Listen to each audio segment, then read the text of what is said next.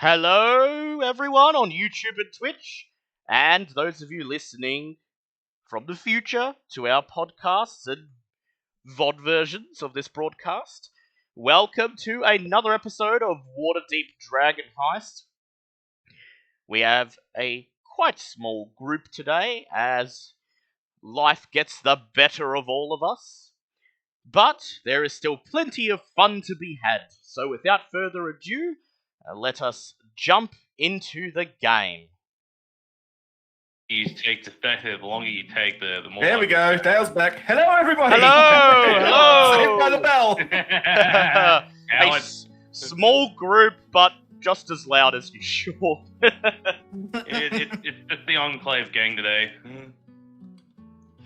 And yes, the Emerald Enclave gang today. So without further ado, we'll get right into the game. And before I begin, I would of course like to issue our usual disclaimer.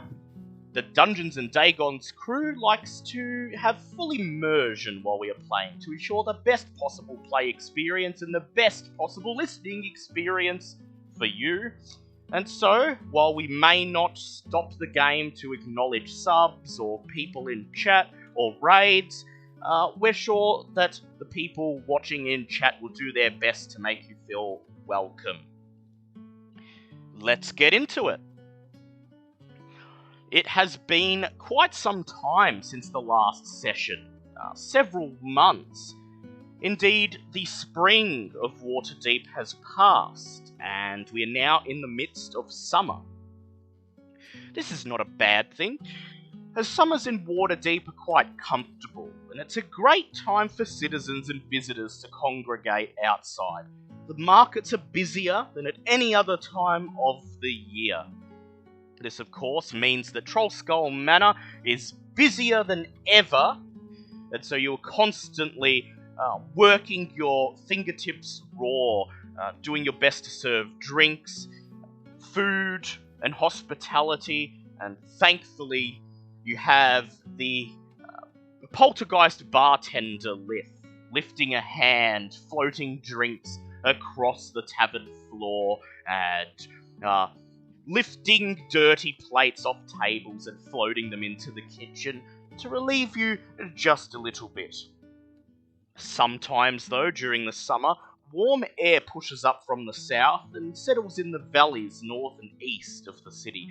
This air gets trapped, creating a hot spell that might last days or weeks. Activity in the city slows to a crawl in these times, since Waterdavians are unaccustomed to such heat. And today is one of those days. Thankfully, you've not had to step outside today. You are sheltering in the relative safety of Trollskull Manor. But even indoors, the heat is humid and sweltering. You can't help but feel that your humble tavern has turned into some sort of large stone oven. And so what are you all doing today in the M2? Well, first of all, hello everyone. How's it going? Bobbit, the last couple of months since we last joined up, has actually picked up a new hobby. Ever since getting her tome from her patron, she's picked up sort of a zest for reading, or a yearning for learning. So has been using her, well, up to this point, completely unused membership with the Emerald Enclave to start going to libraries and borrowing out books on any sort of topic she can get her hands on.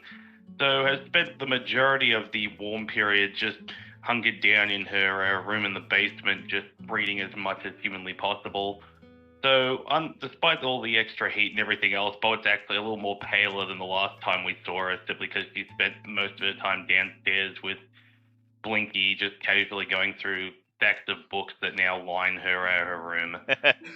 And so today we see Bobbit sitting in begrudgingly Sir Lucian's private booth. Sir Lucian is not present today. Bobbit has commandeered his booth and turned it into a makeshift reading nook. The table is overflowing with books, as loath as she loath as she is to come out of her basement hiding place, the sweltering heat today means that even Bobbert has to emerge upstairs. And so here she is in Sir Lucian's private booth, thumbing through a thick history book with Blinky hovering on her shoulder. Next, we shall check in with Bulb I Saw, played by Remy. How is Bulb spending today, and what has he been doing since we last saw him? Feel like, well, in his spare time, not working at the Drunken Dwarf, he's probably going out to the outlying farms and just helping with the farmers do their farming jobs, I guess, and has now just realised that he never went back to talk to that druid after 20 days if a couple of months have passed. Indeed, I was actually going to get to that. I'd like you to please make a charisma check, Bulb. Just a standard charisma check. Come on, Dice, you've been good to me all last campaign. Don't jinx it. That's a 14. So, Probably not high Bulb, enough. you did eventually head back to the old grove on the outskirts of Waterdeep, past the farming land, to try to find the lone druid of Kalimvor, to see whether he would be willing to take you up on your offer. And in at least a 10-day, I'd like you to make an investigation check, please. Okay, investigation. Do I have that? No, but it is intelligence, which is a +2. Oh, shit, that's an 11. An 11, that's enough, you only need a 10. A quick Yay. search of the druid's campsite reveals that he seems to have packed up and left, maybe shortly after you spoke to him, perhaps even that very same day. There is no sign of where he went, save for a rolled up piece of parchment which you find wedged in a knot of a tree trunk. You unfurl it, and it simply reads, "I thank you for your talk, Bulb I Saw. I have left to ponder upon your wisdom." And that is it, with no clue of what his ultimate decision may have been. Okay, can I leave a note in Druidic? Yes, you may. That just says... Oh, pardon me. I hope that wisdom finds you well. However, I have also been thinking about what you said, and I believe it may be time for me to search out your fellow circle members. Very well. You scrawl this on the same piece of parchment, roll it up and put it in the knot of the tree trunk where you found it. And then you leave, not sure whether the druid will return to even see your words, but hopeful that he will. And so today, we find Bulb I Saw doing his best to escape the sweltering heat by... Today, Bulb is actually wild-shaped as a giant lizard and just sunbaking at the front of the tavern. Ah, lovely. So Busted.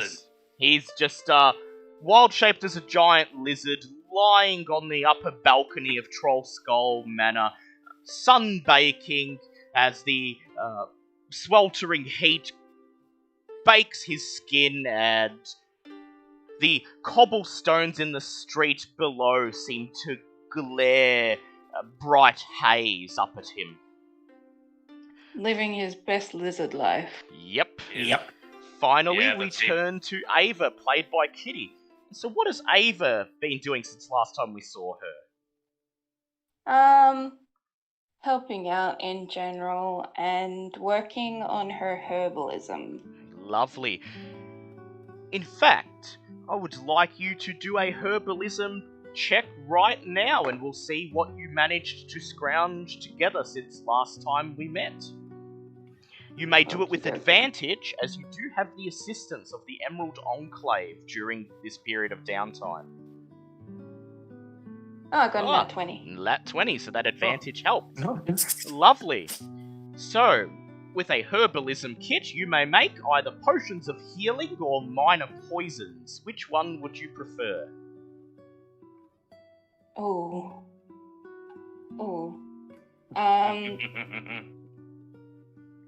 Because we're near the beginning, I'll go with the potions of healing because I'm sure we'll need some. Lovely. I know that a Yes. certain paladin will. Yes. I was going to say, it was standing for a minute there, you like all of a sudden Reaver was going to make a reappearance just in the back of your head. And so with that nat 20, you've spent a lot of time working with the Emerald Enclave, assisting the elf Malinar in maintaining his garden. And you've Sorry, managed... I cut out. That's okay. I was just saying, you've spent a lot of time over these last few months working with the Emerald Enclave, helping the elf Malinar in maintaining his garden, and you've managed to get a lot of good work in with your herbalism kit, and so you create 8 potions of healing, which is enough for 2 for each person, or if you'd like to divide it up in any other way, feel free to do so. Okie dokie. I want to save some for Nathal as well. Yep. Well, with 8, there should be enough for Nathal when he returns. Okay. Alright, 2 each then. And speaking of Thank you. Nathal, he's actually not present. See, in the last few 10 days, Nathal has had a strange fascination with Bobbitt's basement. You've seen him with a tape measure out, measuring the dimensions of Bobbitt's bedroom, the corridor leading up to it, drawing up plans for something that he remains quite secretive about. And today, stating that he needs to earn some honest cash in order to put his project into fruition, he's actually not present, as he has decided to head over to the city guard barracks and file paperwork, a job that he has neglected quite severely since he began adventuring with the party, and something which you get the impression was not entirely his decision, rather more influenced by a barrage of angry letters and visits from members of the city guard, glaring at him through the bar and asking when he felt like returning to work. I was going to say, while he's usually making those measurements and stuff down there, Bobbit occasionally just starts peeking over the book as Blinky just hovers near him the entire time, watching what he's doing. I will say one other thing about Bobbit. Ever since she started reading, she did have some trouble at first, and upon looking into it by asking some like the healers and stuff, she actually was recommended a pair of glasses. So Bobbit now has a small pair of like oval glasses just for whenever she reads, which at this point has just been all the time. And so, here you are today. Bobbit in Sir Lucian's booth, Ava behind the bar mixing drinks, aided by Veska or Moon, who's doing her best to weight the victuals across the tavern floor. Mickey McGrood seated in one of the other booths, helping Volo with his latest manuscript and sharing a drink with Volo's perhaps sometimes unfortunate friend Floon Bagmar and his almost mirror image Rainier Neverember, and Bulb sunbathing as a giant lizard on the balcony overhanging Trollskull Alley. Seems as if it's going to be another lazy day. Until the front door opens. The front door of Trollskull Manor opens, and in steps Sir Lucian, his face red and covered with sweat as he boils in his armour. He looks over and begins to make a beeline to his private booth, ready to quench his thirst with a nice drink. Then he sees Bobbit sitting there with her books piled upon the table. He stops. His mouth begins to curl into a frown. Bobbit, what do you do? Well, Bobbit hasn't actually noticed him yet. She's currently engrossed with a book titled Royal Giants and Famous Bloodline. And so Bobbit does not notice Sir Lucian as his stern face quickly turns into an angry scowl, and he begins to walk briskly across the tavern floor. Eventually, he reaches his booth and he clears his throat. But before you have a chance to respond to him, I'm just going to switch the music here, because something is going to interrupt him. Ooh. Windows rattle as the roar of an explosion fills Trollskull Manor. Charred bodies and anguished screams fly through the air outside, visible through the windows. A thick cloud of acrid smoke billows outward from the blast, which seems to have occurred right outside the front door through which Sir Lucian entered. You all I won't jump shake to back and yell out, "That wasn't me!" Bobbit didn't do anything! Immediately, Volo and his two friends stand up, startled by the explosion. Volo looks around, he says, that sounded unpleasant. Rainier Neverember frowns and says, "Yes, indeed." He looks over at everyone assembled, Bobbit, Ava, Sir Lucian, and Bulb, and he says, "You might be wise to check that out. Do not fear. Mickey McGrood and I will ensure that Floon and Volo remain safe here." Okay, Bobbit.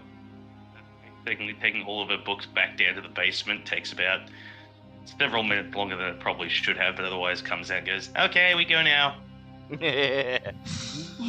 As Bobbit returns her books, Veska stops washing the plate she's working on, places it in the sud-filled sink, and climbs deftly over the bar. She draws a short sword out of its scabbard, looks at the open front door, bites her bottom lip, and she says, "Now, I haven't been adventuring much lately, but someone tries to blow up my temporary place of residence, I take that personally. And since my buffoon of a relation isn't here to ruin everything and put an even bigger target on my back, you have my sword and my spell book. Is there anything you'd like to do before you step out into Trollskull Alley?" Hey, Bobbit doesn't have an axe.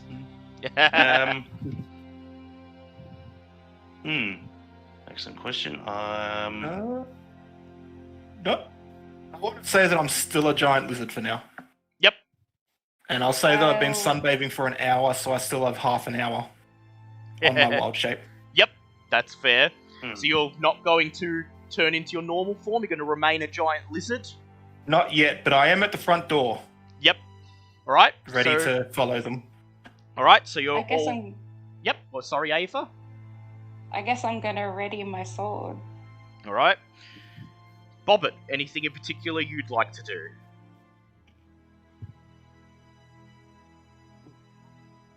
For me to do on this one, That's fair. That's fair. And so as Ava draws her sword and follows Veska out, so Lucian pulls out his longsword and barges through the door. And then Bulb and Bobbit follow him outside. Trollskull Alley is in chaos. In the wake of the explosion, people emerge from their houses and shops to survey the devastation. The explosion doesn't appear to have set any buildings ablaze, but the facades of several shops, businesses, and houses are covered in nasty scorch marks, including, unfortunately, your tavern. You also notice that there are several people scattered across the cobblestone street, apparently dead. I'd like you all to make a perception check, please. And I will roll for Sir Lucian. Right. This will be fun. What is my perception? My perception is 7. 9. 9. Just So a sec. 7. We'll see. Oh, what- I only got 9. God. That's Put okay. an exclamation mark, Dale. You only Yep. put a dash. Yes. I'm sorry, I will roll for him again. 1d20. Sorry, I don't roll. 11. Okay. That'll be a partial group success. And so you look around and survey this terrible scene, and you find you are able to identify a couple of the unfortunate dead. One elderly female human who probably was out for a walk. 2 cloaked male humans wearing black leather armor, holding long swords still grasped in their dead hands. 2 female humans and 1 male half-elf dressed in plain clothes, perhaps normal passers-by. Finally, a male rock gnome wearing a burned cloak and clutching a dagger. He is lying very close to the doorstep of your tavern, perhaps no more than 1 foot away. Then, Sir Lucian sighs, and he points further down the street at something only he was able to see. You turn and look, and you feel a tiny tinge of sadness as you see 2 female halfling children who were playing with a flute and a fiddle, now lying dead and bloodied on the cobblestone. You know what? For once, I might actually agree with the Paladin's philosophy on this. Door. Are there any survivors? There appear to be quite a few survivors. The people of Trollskull Alley are slowly emerging from their places of business and their homes and are just gathering in the street, forming a circle of onlookers around the chaos, muttering to themselves, speculating about what might have happened. I want to ask if anyone saw anything.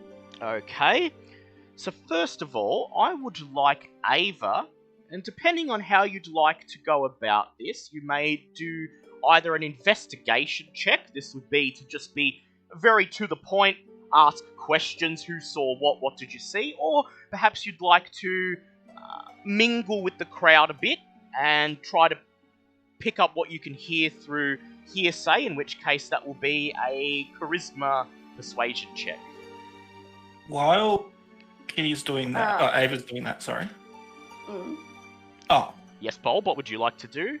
Oh, I was just going to say, can I see if any of the people that got caught in the explosion are still alive? Yes, so I'd like you to make a medicine check, please, and Bobbit, if you're examining the gnome, I'd like you to please make a investigation check. Okay. Alright, I'm higher in persuasion than I am in... Yep, so you're just going to mingle with the crowd and see what you overhear? Go ahead. Yeah. Okay. I only got 7. 7. Well, you mingle in with the crowd, and you don't talk to anyone, and you just try to see what you can overhear, and try to act as if you're just as stunned as everyone else, and you've just stumbled upon this. And you don't manage to strike up a conversation. You don't happen to strike up a conversation with anyone, but you do hear a couple of snippets of conversation from some of the people who were just passing by as the explosion happened. You hear a female shopkeeper, her apron covered in scorch marks and soot, whispering, "I was watering plants in the greenhouse on the 2nd floor of my shop when the blast blew out some of the windows.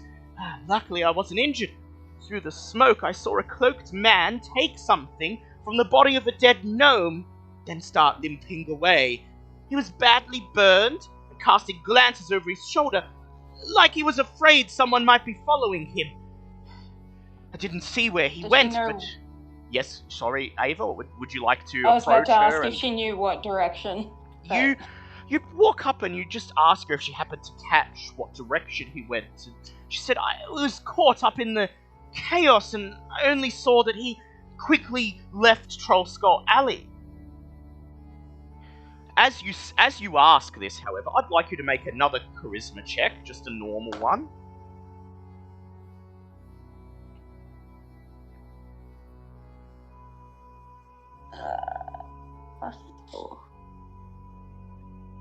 Oh, that's 20. 20. Yeah. As you talk with this woman, a severe-faced noble woman clad in a scarlet dress approaches you, and she says, well, I happened to see him, and I tell you, it was not a man. More like a puppet shaped like a man. A puppet without strings. It was on the rooftop, I saw. It hurled something into the crowd below that caused the explosion. I saw those poor halflings burned alive. I saw them. Okay, do you know where he went? She thinks for a moment, and then she says, I saw the puppet after it hurled that thing into the street. It scarpered over the rooftops, and at this, the shopkeeper interjects and says, no, I didn't see anyone on the rooftops. I saw a man take something from that corpse and scarper down the street. The noble woman... There could be more than one. The noble woman scratches her blonde hair and she says, well, I saw no such thing, but I tell you, that puppet, that man made of wood or whatever he was, scarpered over the rooftops.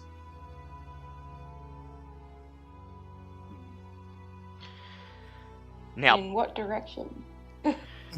She simply points, and you see she points towards the rooftop of a trinket shop, a couple across the alleyway from your tavern and about a block away. Based on which direction she's pointing, I'd like you to make a survival check, please, Ava.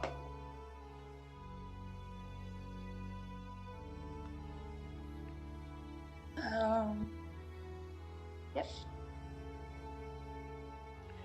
Oh, whoops. I just did 1d 206. No, I needed 1d20 plus 6. 21.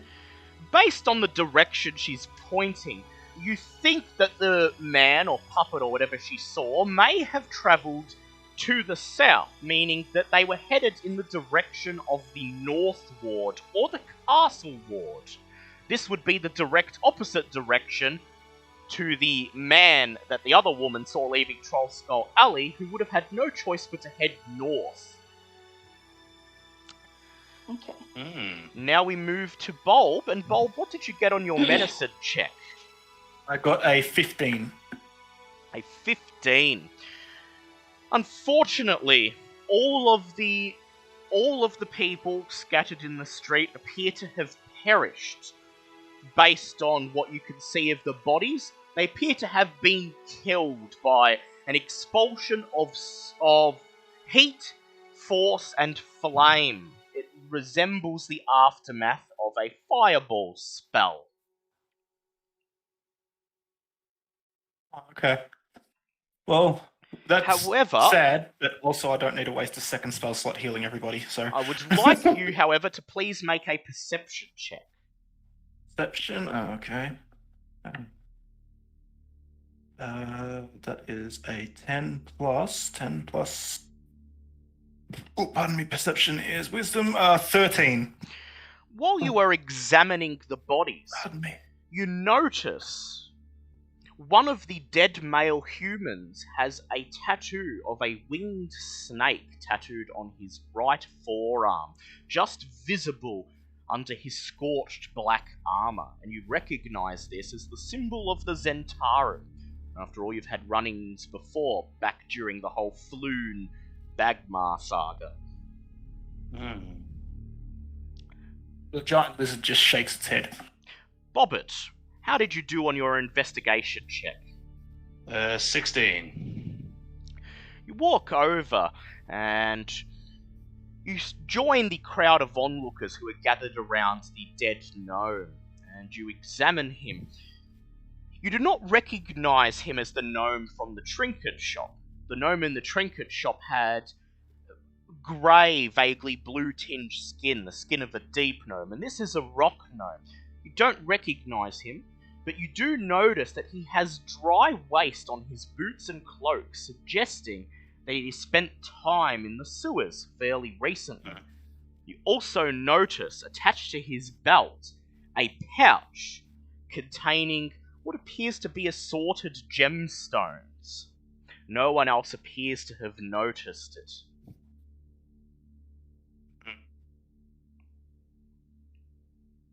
Now, obviously it would be a bit weird to try and just go and take this off him directly, I'm assuming. You could attempt a sleight of hand check to see if you could do it without anyone noticing.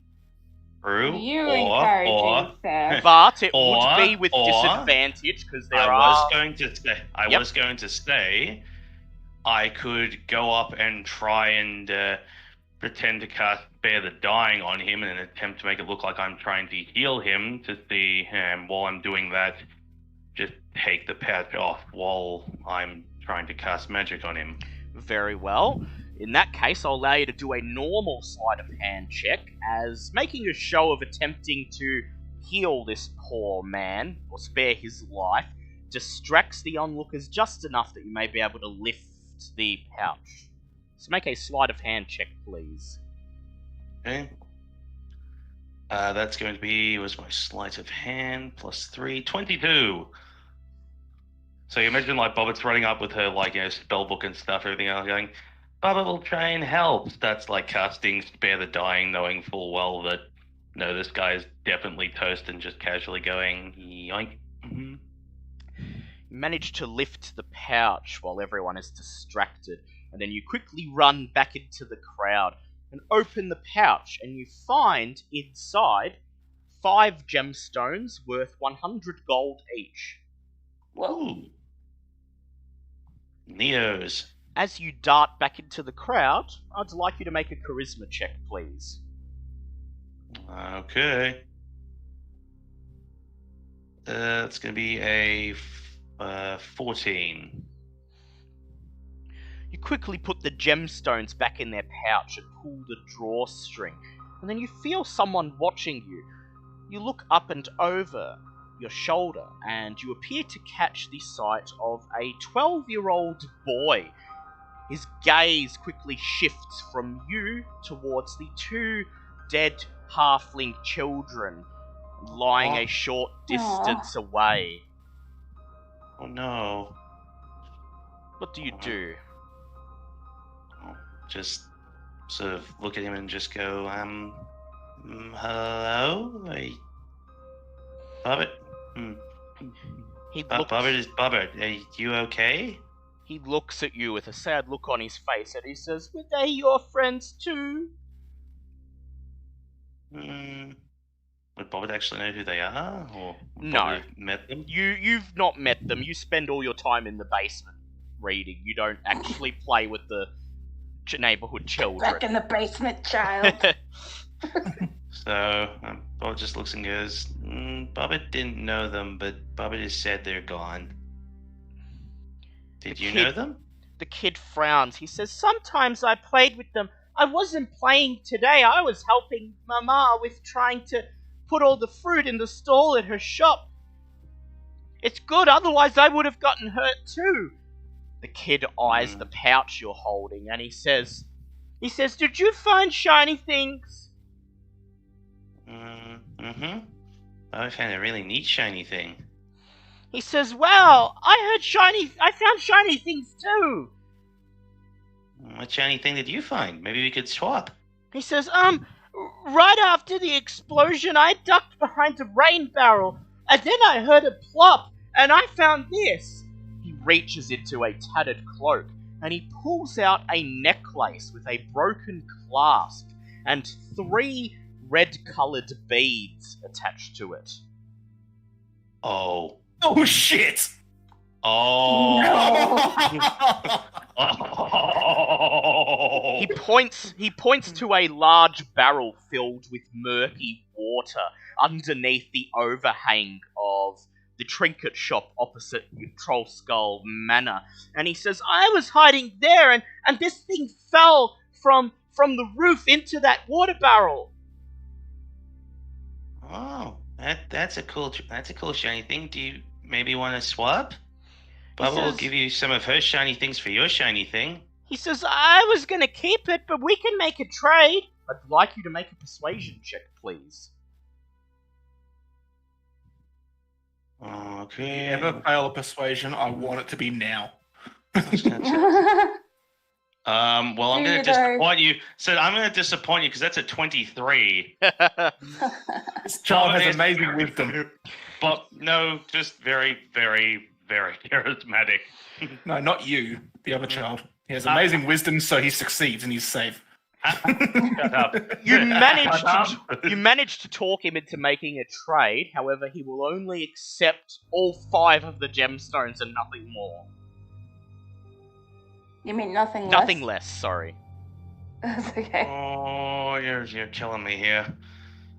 This is a lot of money to just pass up. Well, you know that Dale isn't going to give you full price for him. Usually pretty good with selling stuff like that. Yeah, usually.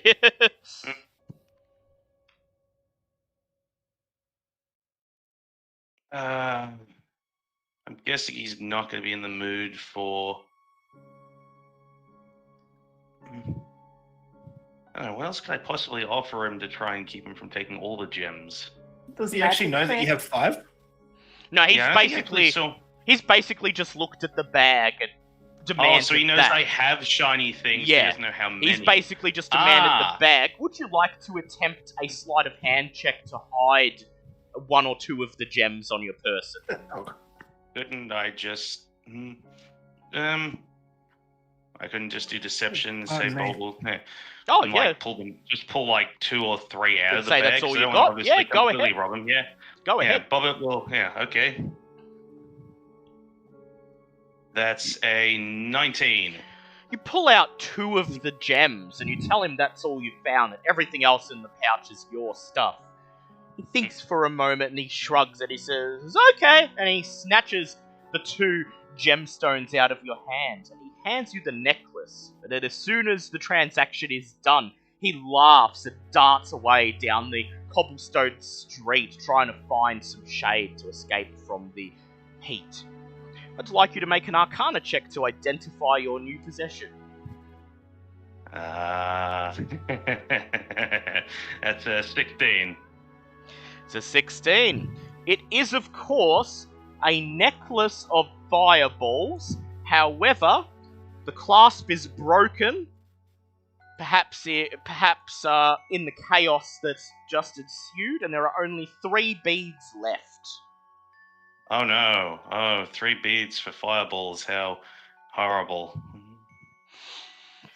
Suddenly, the whispering and muttering amongst the crowd falls silent, and you hear a loud voice. Make way for the City Watch! The crowd begins to disperse, and you see a City Watch sergeant escorting a wizard-looking fellow wearing a purple cloak with a long flowing beard as he makes his way through the alley using his staff as a walking stick. Once they reach the alley, they pause in front of the scattered bodies. The sergeant turns around, makes a hand motion, waving 7 City Watch members into Trollskull Alley. 2 of them immediately take watch at the exit to ensure no one can leave, while the other 5 disperse and begin questioning onlookers. I want to approach the leader, I guess, and tell him what I've discovered and offer to fly out and try to pursue. Very whoever. well. Or track. As you before you make your way over there, I would just like all three of you to quickly do a perception check.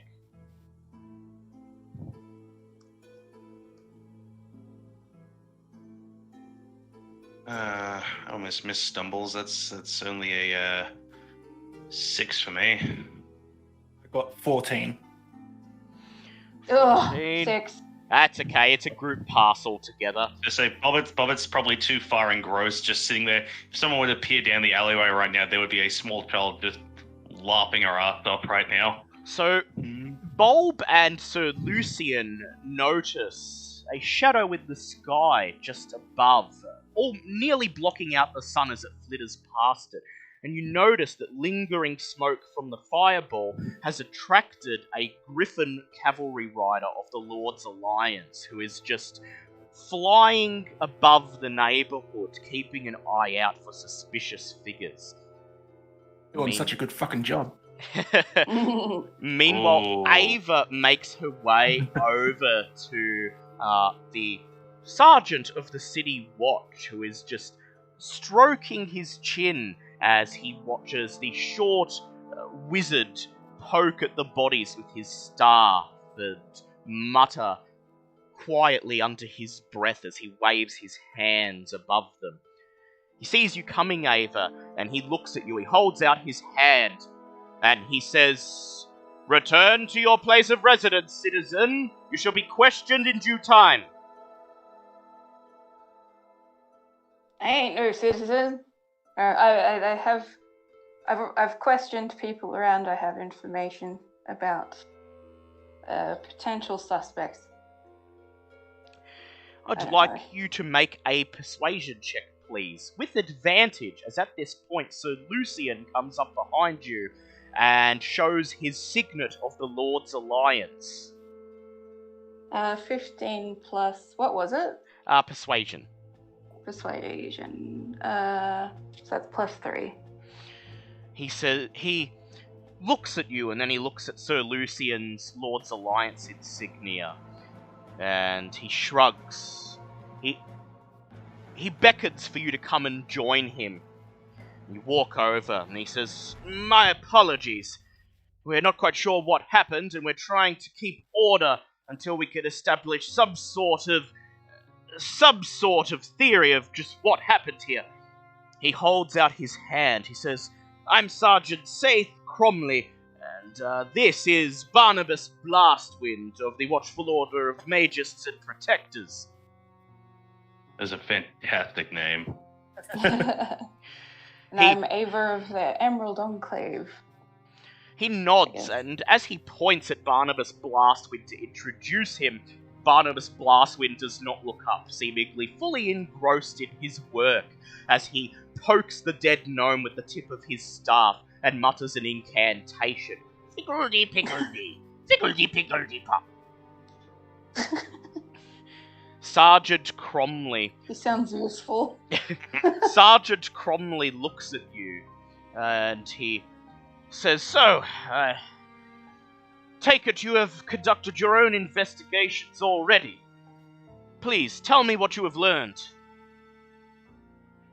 I'll tell him everything I found out. Sorry, I suck at dialogue. You tell him.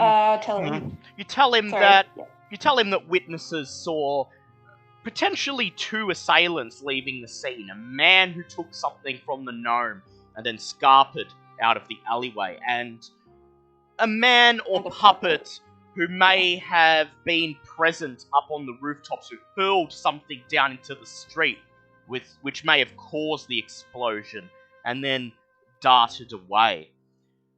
Sergeant Cromley takes this in, and he nods, and he says, "Ava, are there other members of your group? The Emerald Enclave do not usually work alone."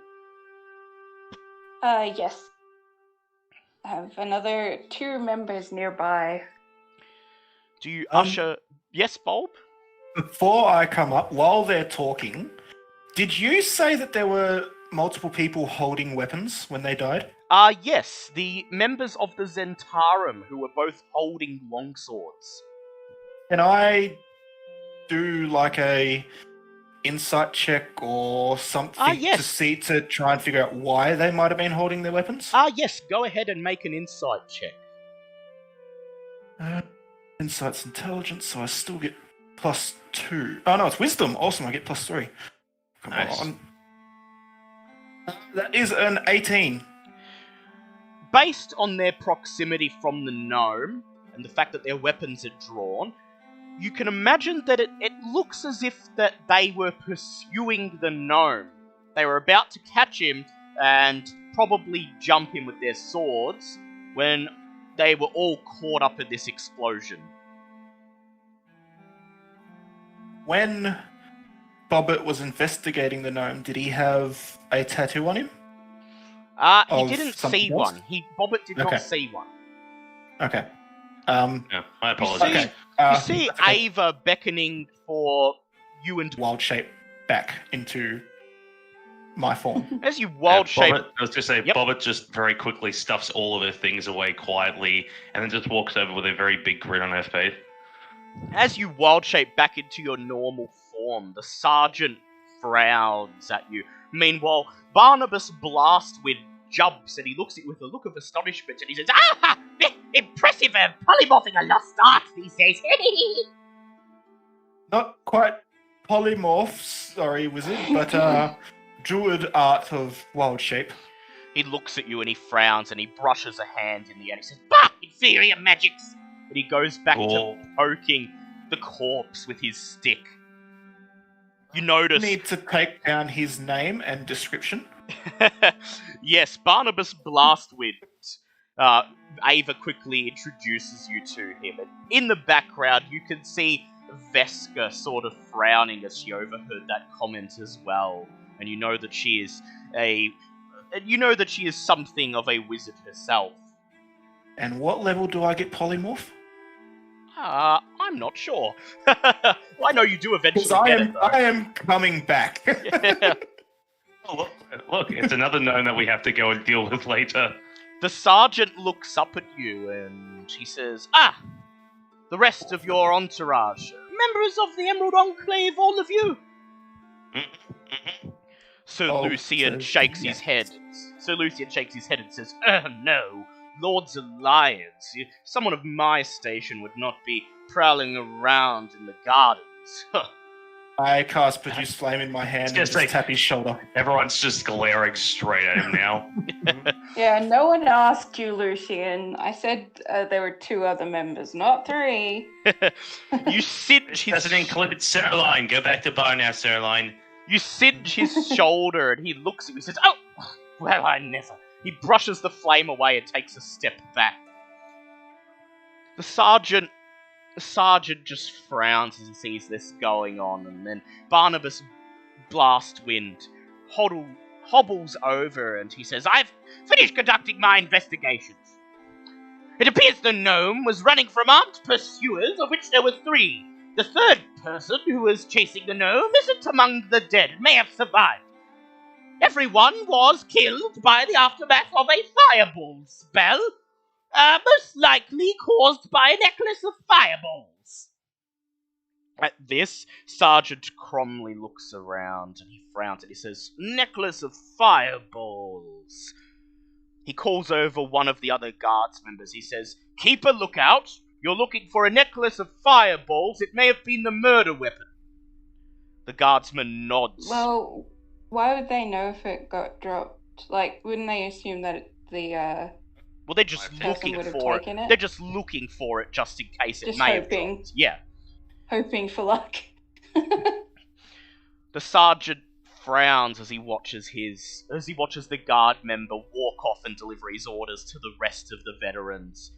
And then he looks at you and he says, "Now, I may be hoping against all hope here, as it's likely the assailant scarpered with the murder weapon, but you wouldn't happen to have found this necklace of fireballs lying about anywhere, would you?" Ob can honestly say, no, I haven't found anything. Nope. Bobbit hasn't seen anything exciting. I'd like Bobbit to make a deception check, please. That's a 23. Get stuffed.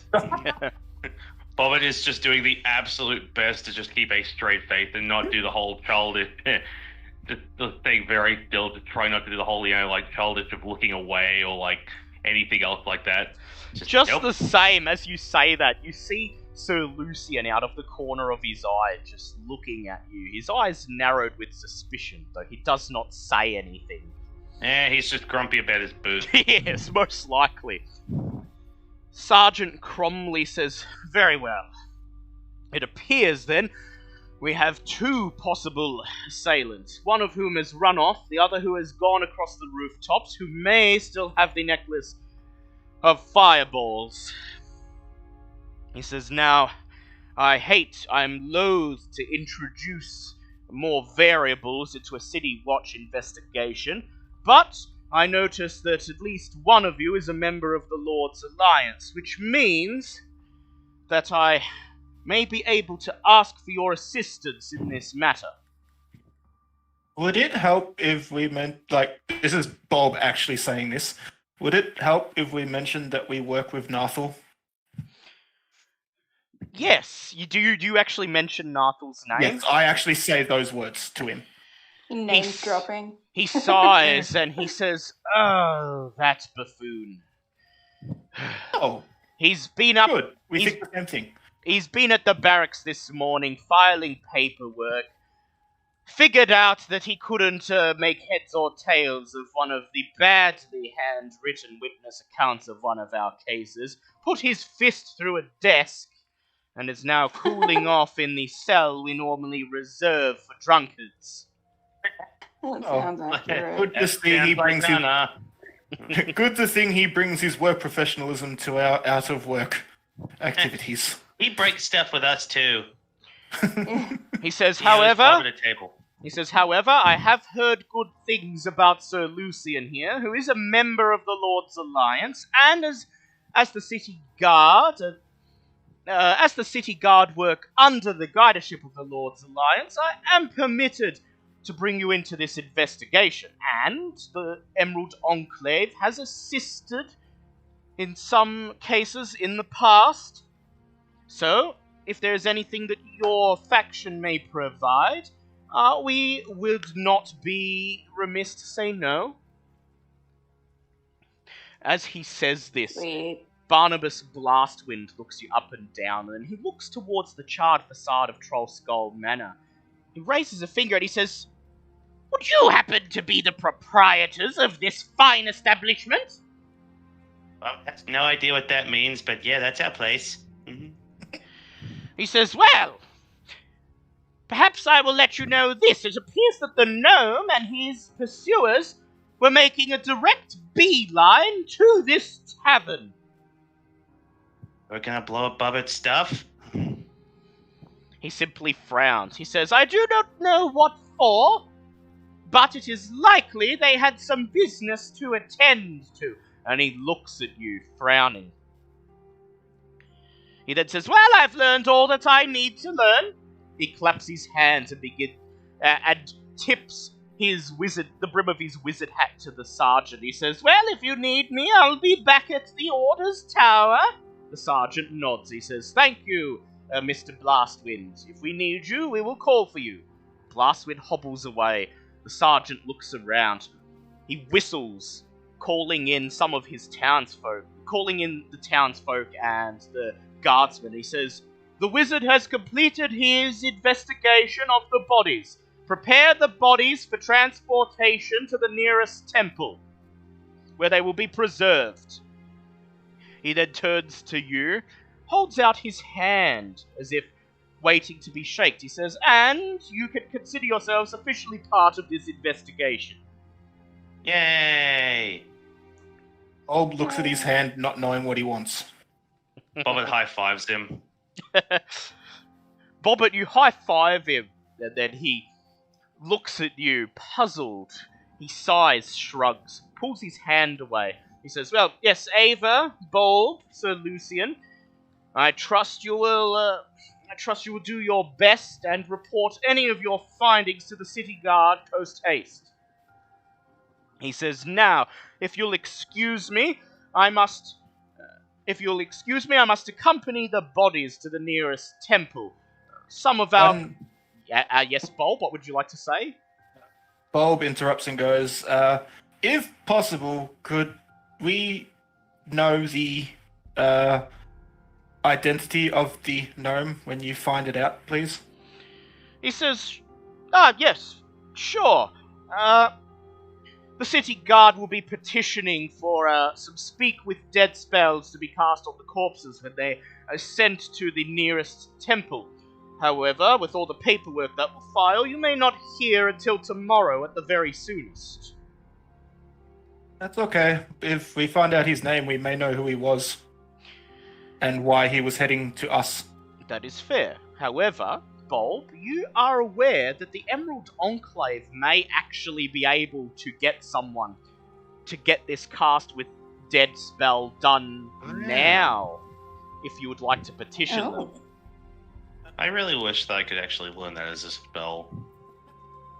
Bob says... I'm sure you would love to learn that. Bob says, with that wait time, would you perhaps mind if we go and petition the Enclave for spells earlier?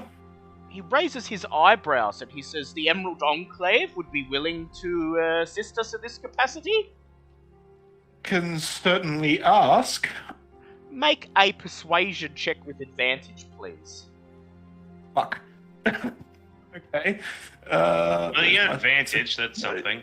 Yeah, I had advantage when talking to the druid as well. Oh, yeah. That's okay, though, because that's a 19. Well, I'll be back And a nat 1. Sergeant Cromley nods. He says, very well, then. I will tell the priests at the temple to preserve the bodies with a gentle repose and await the Emerald Enclave to come and cast the necessary spells. We appreciate your assistance, and of course, we will make you privy to any intelligence that is gleaned through this. We will make sure to contact you to make sure that you're there when the Emerald Enclave arrives. Thank you. Cromley nods, and then he leaves Trollskull Alley with the rest of the guardsmen following behind him. Now that the chaos is over and the bodies have been removed, life surprisingly returns to normal quite quickly, and most of the onlookers soon disperse, quickly returning to their daily business of hiding indoors, waiting out the sweltering summer heat wave. Feels. What would you like to do? You have several things you may do. Well, first of all, Bulb's going to send a message to the Emerald Enclave, I take it. I would probably go in Visit person Very when well. we eventually have time today, hopefully. Oh, you can leave right now. Depending on what the others want to do, I mean. The only other leads you have are to try to search for these people who ran off, or you can, knowing that these people were running towards your tavern, and knowing that Volo and his friends are inside at the moment, you do have a potential line of questioning there. Bob says, Bob would like to go to the Emerald Enclave, but to petition for this speak with dead. But Bulb can go by himself if you two would like to continue looking around the place to try and figure out what our next move will be. If we would like to split our sources. You can come as well, I'm not saying don't. So Lucian looks at you, he says, I've already got scorch marks on my armor, I'll not be adding dirt. And then he steps away and enters the tavern. I Grumpy Sirloin. Sorry. So what would you like to do, Ava and Bobbit? I was going to see if I could find any evidence on the roof. Ah, that's yes. So you're going to flap your wings and fly up and do an aerial search. You're lower down than the Griffin Rider, so you might actually be able to see something. Meanwhile, Bobbit, what would you like to do?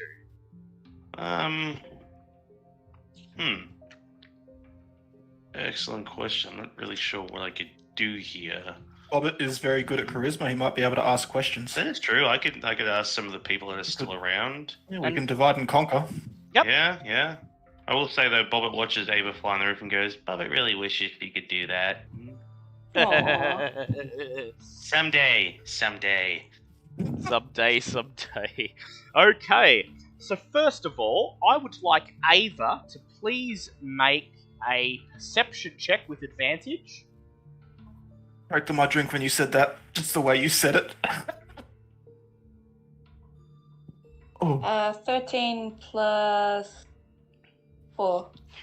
So Ava, you fly around the alleyway, just examining the rooftop, seeing if you see anything out of the ordinary. And you do see something.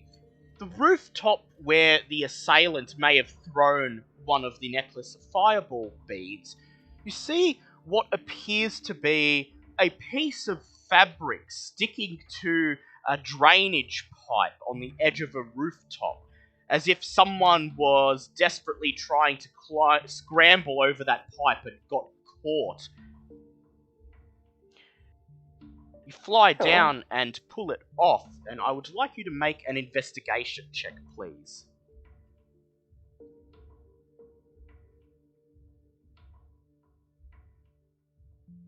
Ugh, only 4. All you can tell is that it's a piece of black fabric. However, on the inside of it, yes, you see fabric. several splinters of what look like wood, as if they've just come off a piece of wood that's been roughly scraped against something. And on the outside of the fabric, you could see half of what appears to be some kind of insignia.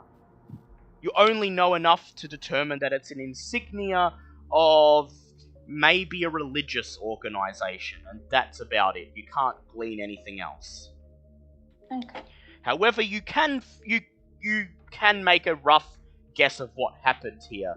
That the person who threw the necklace of fireballs down into the street then attempted to scramble over this drainage pipe, got caught, and this is what resulted in them dropping the necklace down into the street. They eventually managed to get away, but they tore their clothing and dropped their murder weapon. I just had an idea. Bulb, what is your idea? Would it be possible for me to wild shape into something that has like a really good sense of smell? Well, like you've done that before with with the Yeah. dog. Yeah, it worked. But I'm thinking more like a snake that can more follow one singular scent Maybe. and track any scents that ran away from the explosion. Maybe, but at the moment you're making your way to the No, yes, so Yes. yeah. So as you I'd have to make do a your quick way across town to the Emerald Enclave compound of Falcon Reef, you head into the vast garden, make your way through the hedge maze, and you soon find the middle-aged half-elf Melinar attending to his usual business of trimming the hedges that line the maze and border the paths leading through Falcon Reef's grounds. He greets. Is this man? Yep. Is this man like a higher level druid or like a senior member of the druid circle here, Yes. or is he just? Well, you get all of. He's basically your lay eyes on between the disembodied voice that inducted you into the Enclave and everyone else. He's kind of like. So he's fairly high ranking, yes. Yes, but he is a higher level druid. Okay. You would assume absolutely. so.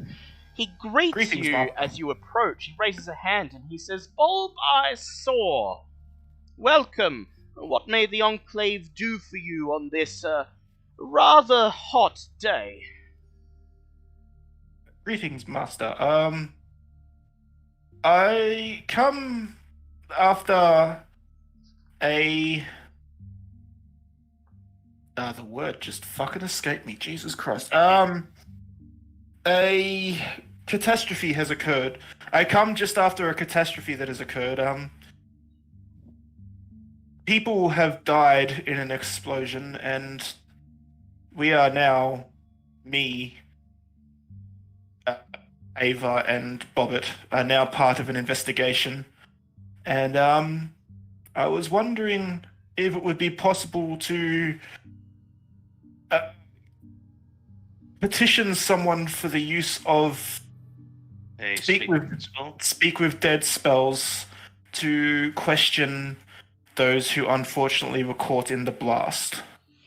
Malinar smiles. He says, well, I could do it myself rather easily, but I have a lot of work today. The heat has not been kind to the plants in the garden, and furthermore, it makes the work I have to do all the more tiring. Perhaps you would like to assist me, young bulb. Oh. Yes, I can always assist. Very well, Bulb. I would stress that time is of the essence to him. Yes. Time is of the essence, but I don't mind using spell slots to try and help with my spells. Yeah, I was just saying. You get the impression he is. You get the impression he's more referring to normal gardening work. However, if you would like to spend one spell slot, you may attempt a nature check at advantage to assist him. What level spell slot? Any one you like, just a spell slot. Yep, I will expend a first level spell slot and take that. Because I do have nature as a proficiency, so... Damn straight. Here's hoping. That is a 14 plus 4, so that's 18. Lovely.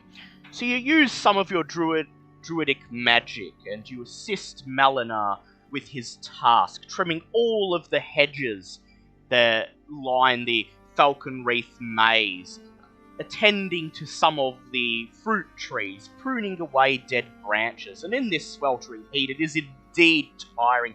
You find yourself drenched with sweat before the task is done, even though it only takes half an hour to complete.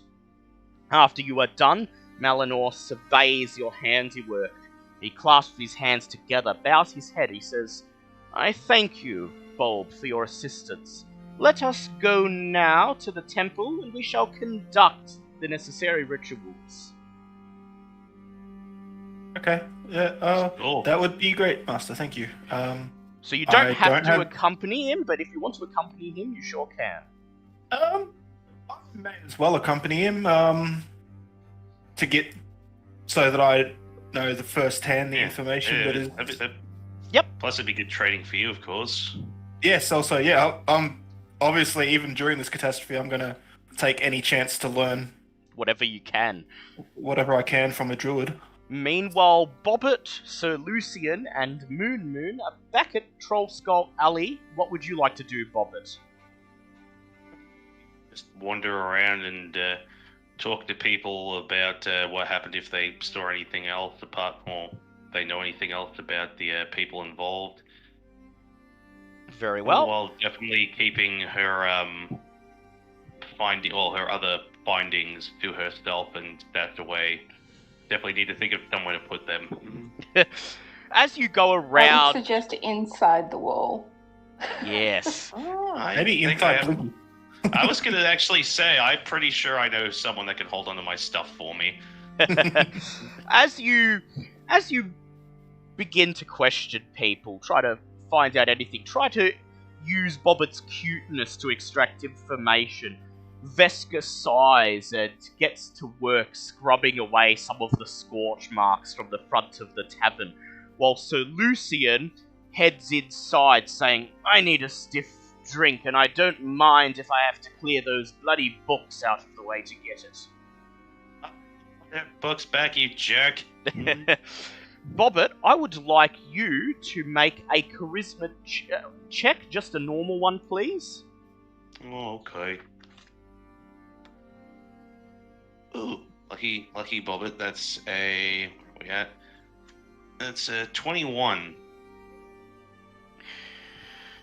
There aren't a lot of people left in Trollskull Alley. On a day like this, everyone wants to be indoors. There are a couple of people who've remained outside. And you basically just flip back and forth between them, talking about how exciting this whole experience was for you, and talking about how you saw someone run away over the rooftops, and you saw someone sprint out of the alleyway after taking something from the gnome, and how all of this mystery is just so exciting for you. And you see a large-built man. He has the look of a blacksmith or some other kind of manual worker. Overhears you gushing to someone else, and he says, "Aye, young lass, I saw that too. I saw one of the men in black armor lift something from that poor gnome and then scarper. Some sort of stone, a little trinket or something like that." Oh. Bubba likes stones. He says, "Had a strange glow about it. Was obviously magical, though it ain't my business to pry around."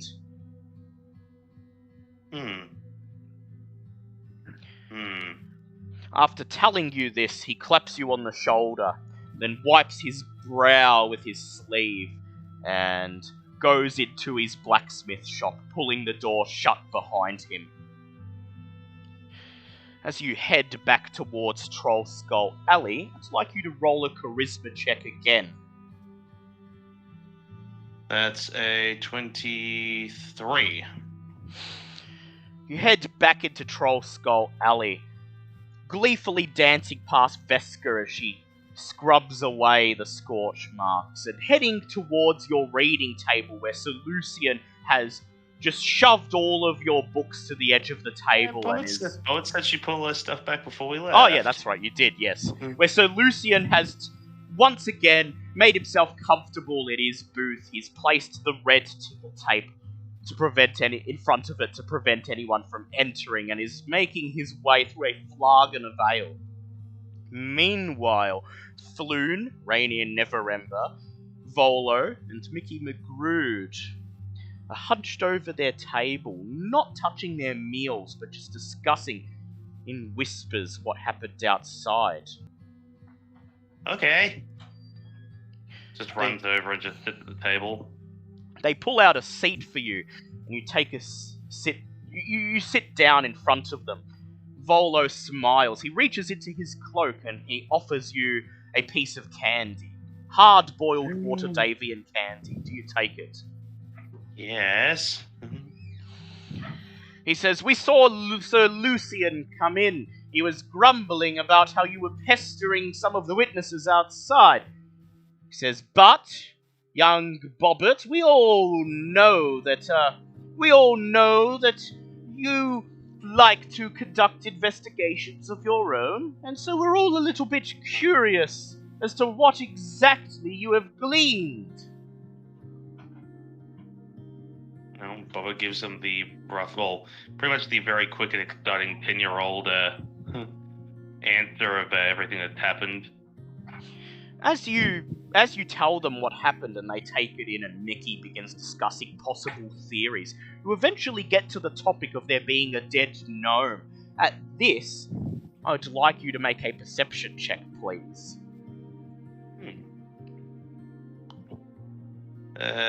13. Perception's not my strong suit. While you are excitedly telling your story, you notice Rainier Neverember open his mouth, his eyes flickering in recognition as he raises a hand to his mouth. Within a second, though, he quickly composes himself and picks at the fried eggs on the plate in front of him.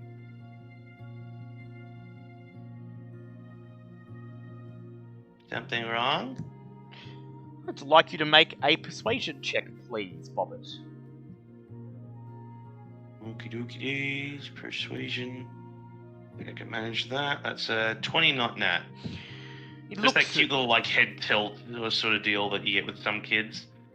His eyes go wide. He stutters. Sorry, young Bobbit? You said there was a gnome out there. He sighs. Apparently, the police people said he was The police people said he was coming here before he blew up. Oh, by Helm. He sighs. He says, well, I suppose the cat's out of the bag now. When the Lords of Waterdeep ousted my father and exiled him to Neverwinter, I thought his long dark shadow was finally gone for good. Truth is, I want nothing to do with him. I've already been kidnapped because the Zhentarim thought I was in league with him and knew all of his secrets, and now this. One of his spies was hounding me, a gnome named Delacar, who'd been watching me for months. About a 10-day ago, the spy was suddenly nowhere to be seen. My father didn't trust many people, but he trusted that bloody gnome. I spoke to a few of Delacar's friends. Apparently, he was on a special mission to retrieve the Stone of Golorr and was afraid the Zhentarim and the Xanathar Guild were close to catching him. When he heard about my kidnapping, he wanted more information about the adventurers who had rescued me. I didn't tell him anything, and so it seems he was inactive for all this time, but he must have found out about you somehow and knew that you were here. I think his reason for coming here was that he was planning to pay you to deliver the Stone of Golorr to my father in Neverwinter. He says, tell me, did he have any valuables, any money or anything on him that he may have used as a payment?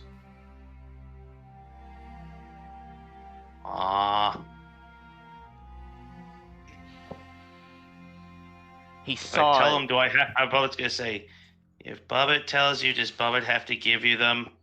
He says, well, by all accounts, he was going to give them to you to do his dirty work, so if you've taken them, feel free to keep them.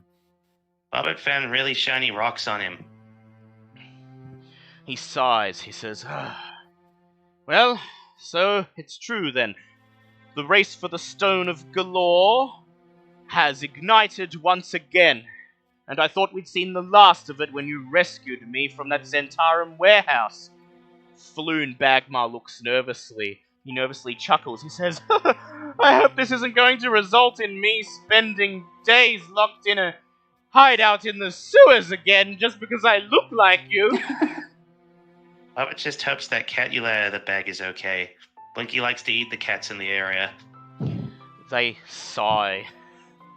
We cross to Bulb and Melanor, who have come to the Temple of Lathander in the... I love Bobbit. In the... Sorry. Oh, sorry, what did you say, Bulb? You love Bobbit? No, sorry. Yeah, I was interrupted saying I love Bobbit, and then I said sorry for interrupting. You have accompanied Melanor to the Temple of Lathander in the North Ward, where all of the bodies have been prepared. As you enter, a priest of Lathander greets you, and Melanor tells him what you were there for. The priest bows. He says, the Morning Lord be with you. The bodies are lying in the morgue in the back room. A gentle repose has been placed over them, and they lie peacefully. Conduct your business, but please do not remove anything from the bodies, and do not disturb them.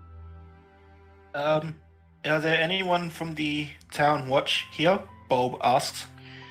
The priest says, not as of yet. We were told that you would be taking care of that, and that the town guard would acquire the information from you at a later time. Oh, okay. Fine, yep.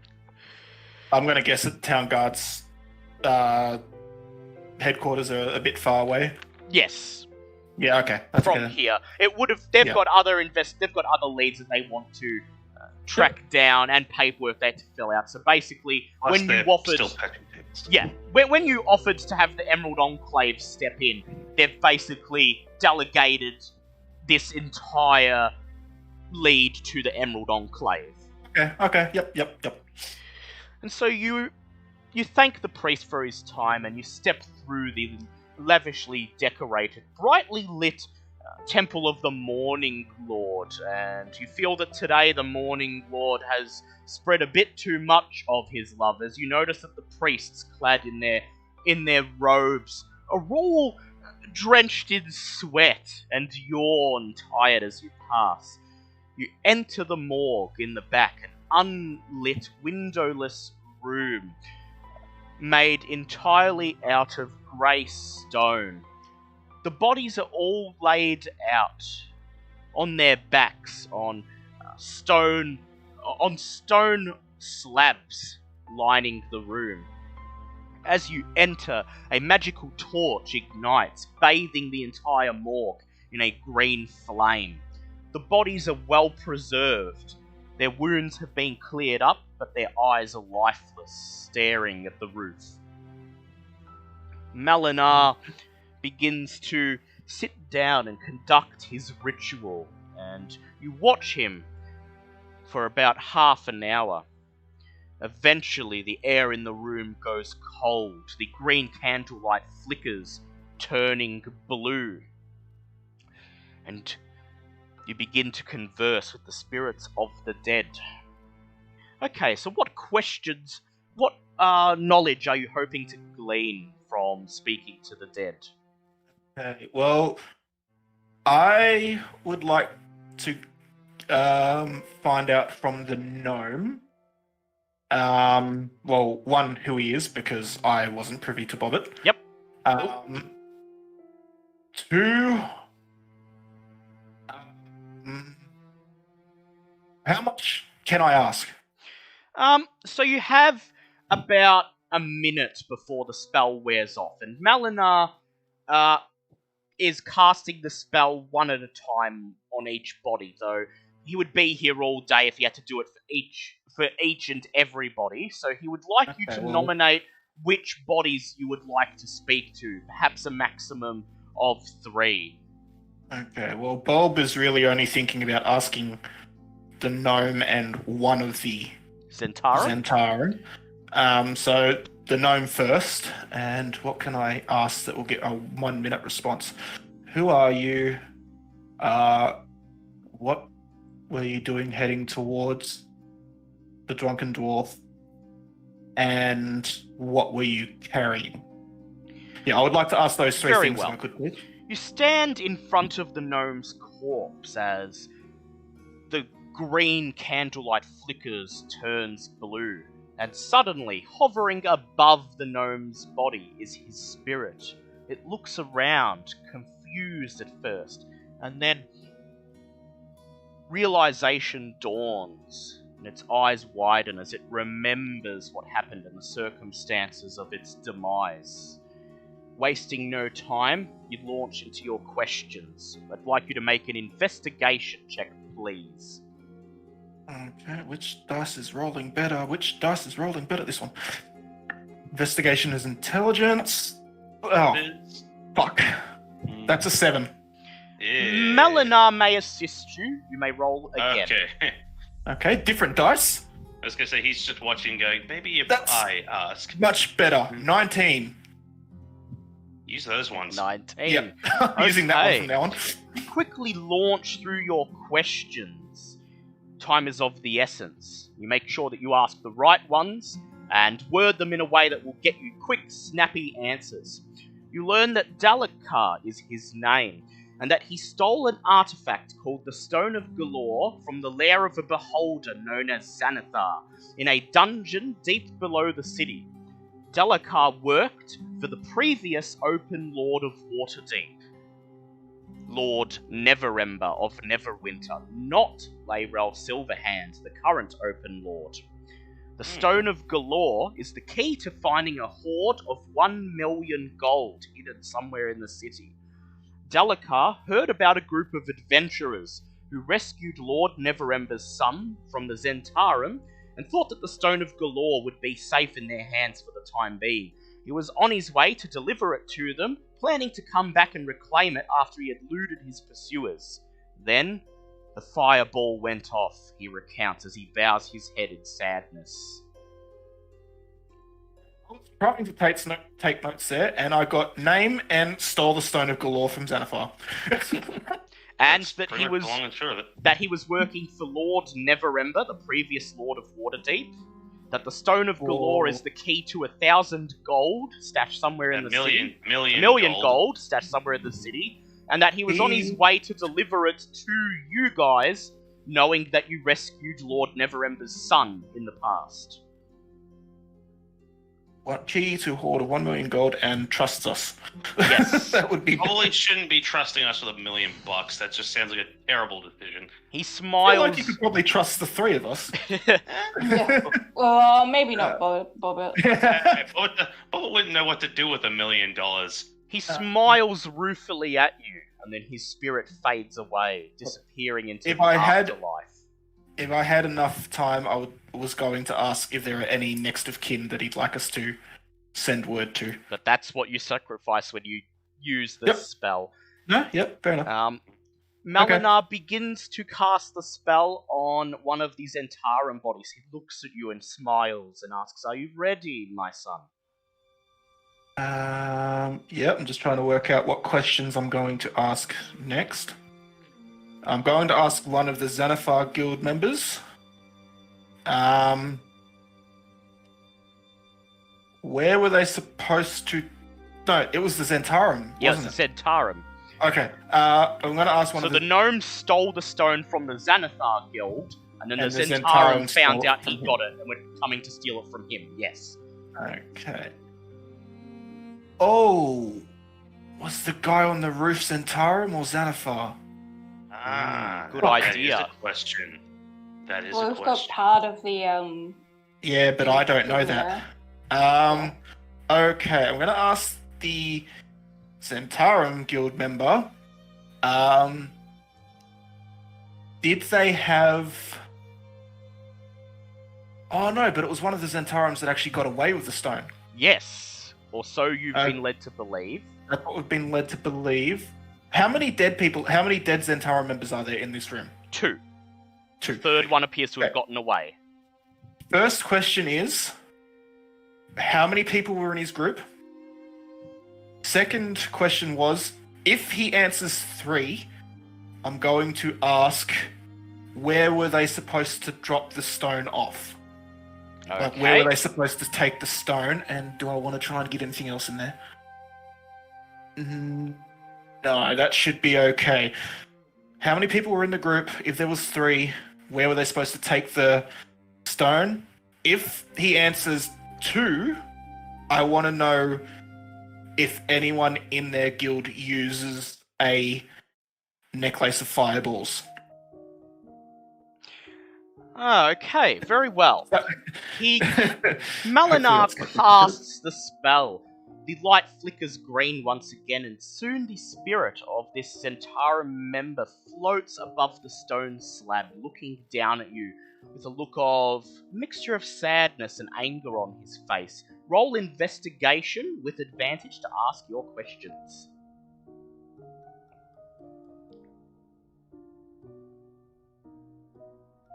10 plus 2 again, so that's 19 again. Lovely, very well. I'll see what you get to uncover. No, just Are you cutting out? Sorry. I'll just readjust my headset. Just responding to someone in the cut chat. out a little bit, that's all. Oh, okay. Yep. Even though we only respond to text, I still shouldn't. Since we're now on Twitch, that's a whole second chat bar that I haven't been looking at, and I just noticed someone's in Twitch. So just saying hi to Apostle of Orcus and saying we hope that you're enjoying the story. Yeah. Okay, so you learn that the 2 dead Zhentarim are named Bashek Ortalis and Wern Malcrave. They were a group of 3, the third member of their group being their leader, Erstal Floxen. The 3 of them currently resided at Grelhund Villa. Their job was to help catch a gnome named Delikar and to take an artifact from his possession, which according to Erstal Floxen would make them as rich as kings. They were then to drop this item off at their temporary hiding spot, Grelhund Villa, where they are currently living, sheltered and funded by the Grelhund noble family. And with that... Oh, and your final question. And that the person who threw the necklace of fireballs was not known to them, though in his last moments, this unfortunate Zhentarim operative managed to get a good look at it, and describes what he saw as a construct of a man made of wood, like a gigantic marionette. He smiles at you. So there were 3, but the one on the roof wasn't one of them.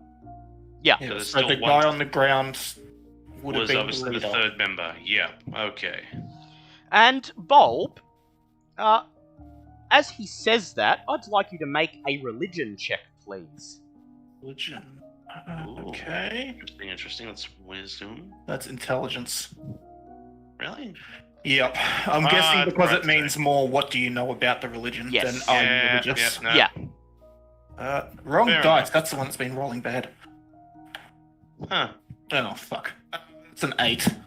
An 8. That's enough. The DC was funnily... Well, you do have Malinar with you, so would you like to do it with advantage? Because he's listening to everything you're listening to, so go ahead. Yeah, makes sense. I just realised Bobbit technically has almost a better religion stat with raw intelligence than Angus did in the last campaign. Too bad we don't have a paladin. 4, so yeah, it's 8. 8? Very well. That will give you a little bit of information. Anything's better than none. Only this piece of information. After the spirit of the Zhentarim fades away, you discuss what you heard with Malinar, and this description of this giant marionette rings a bell, both to you and Malinar. You sure you've seen them somewhere? And that's when Malinar, who's been a long-time resident of Waterdeep, tells you that the description sounds very similar to the Nimblewrights, the constructs that patrol the streets and parade during the Day of Wonders in the late summer. Ooh. This Day of Wonders is a day to celebrate Gond, the deity of invention and ingenuity, and the Nimblewrights, themselves being creations of the temple, show off various inventions that the followers of Gond have created throughout the year on this day. What an invention. Interesting. He smiles and he says, so, if it was indeed a Nimblewright, then the Temple of Gond might be a place worth your time to visit. Okay. And still have one more use, do I? Yes, you do. I would like to use it on the 3rd person and ask what defenses the villa has, or what traps, or... Very well. So he casts the 3rd spell. The light flickers green once again, and the 3rd Zhentarim operative awakens, hovering above you. Roll an investigation check with advantage. Actually, this time roll a survival check, because you're talking about the layout of the villa grounds. And Survival is wisdom, haha! That's better than Excellent. Investigation. Yes. I won, but, you know... Hey, better than nothing. Dice that rolled on the ground. That's an 11. the Zhentarim operative, before he fades away, has just enough time to tell you that the villa's defences primarily consist of a retinue of guards in the employ of the Grelhunds, high walls to prevent unwanted passers-by and the city's lower class from peering into the grounds, and whispered amongst himself and the other Zhentarim operatives that were staying there, demonic rituals that are in place to defend the Grelhunds. and that the Grellhuns themselves have ties to demonic forces. Oh. Well, isn't that something? I think I've got pretty good information out of this. Yes. And so with that, would you like to return to Trollskull Manor and regroup? I would like to escort... Oh, what's his name? Malinar. That's it. I would like to escort Malinar back to the Onward Enclave. And then head back. As you escort Malinar back to Falcon Reef Gardens, he places his hand on his shoulder and he says, "You asked wise questions, my son. I can see the wisdom slowly blossoming within you. You will make a wonderful druid one day." Oh. All flying high for the rest of the day, no matter what the fuck happens. Bob understands that feeling. And then, after you have returned him to Falcon Reef Gardens, you return to Trollskull Alley. It is now mid to late afternoon, the high noon sun hanging high in the blue sky, the heat having subsided just a little, but the humidity bearing down on you as it appears reams of moisture settle as a thick unseen mist in the air. You return to Trollskull Manor, and the four of you including Lucian, sit down and inform each other of everything you have discovered. And so now, with this information at hand, what would you like to do? I suppose we'll have to update the city guard with what we know. Yeah. What time of the day is it, sorry? It's about 3:30 in the afternoon. Your investigations took most of the morning and early afternoon. I would say that if we were to go to the city guard, that would probably be the last thing we do for the day, because they'd probably want to question us. You don't have to. You don't have to report into them straight away. The priests at the Temple of Lathander will pass on the information that you gleaned.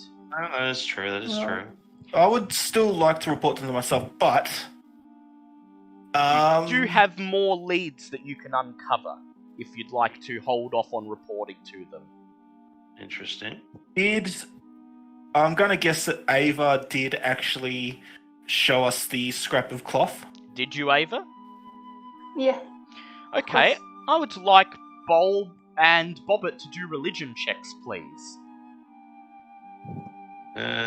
13. I got 15.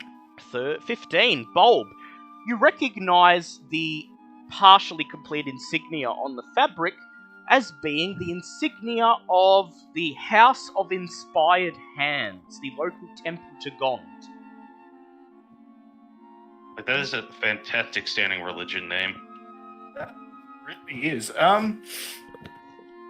It may have come from there, but seeing as it is close to the end of the day, I would like to, if everyone else agrees and would like to accompany me, turn into a giant snake and try to track the scent trail. I see where it's actually going as opposed to where we think it might be from. Very well. So that will be your second use of wild shape for the day. Yes. Yep. You turn into a snake, and the others follow you out into Trollskull Alley as you slither along the cobblestone. Would like you to do a survival check, please. Makes enough sense that someone may be manipulating these things for their own purpose, because no other reason. They are constructs, so... Yes. That is a 14. A 14. Okay. You pick up 2 scents, but will probably only have the time to follow one of them. The first is the scent of the Zhentarim, who fled to the north.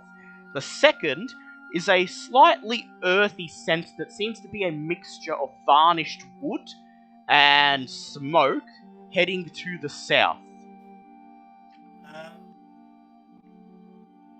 Well, I can't exactly talk to the others to ask their opinion, but I personally would think follow the construct to the south. Was it the south was the construct? The south, yes.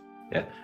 Because Bulb just thinks that an injured Zhentarim agent would go to where they know they have safety, which would be the It's a good villa. assumption. So Can I try and make a symbol out of my body of the House of Inspired Hands to symbolize that that's where I'm going? Very well. I have talk with animals. Ooh. Yes. Oh, she well, can yeah, if directly you want to use talk that to talk to me, then...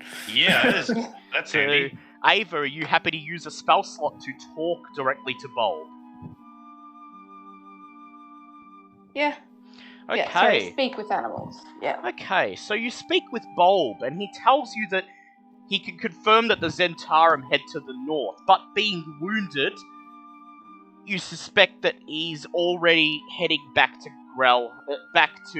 Grelhund Villa, and so there's no real need to follow him. The construct, however, is heading south, and you know that this is the general vicinity of the Temple of Gond, and Bulb wishes to follow that scent to the south, probably winding up at the temple, the House of Inspired Hands along the way.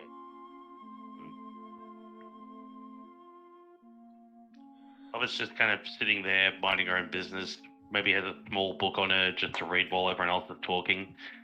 Because Bobbit has no idea what's going on in this conversation. So Lucian says, "Let us visit this temple and see what manner of crazy contraptions they have to offer."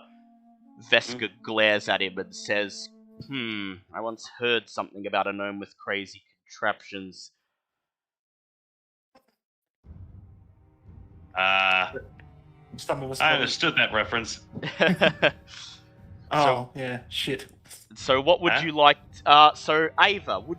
it seems to be up to you. Do you agree with Bulb, and would you like to follow him to the south, to the Temple of Inspiring Hands? Yep. Alright.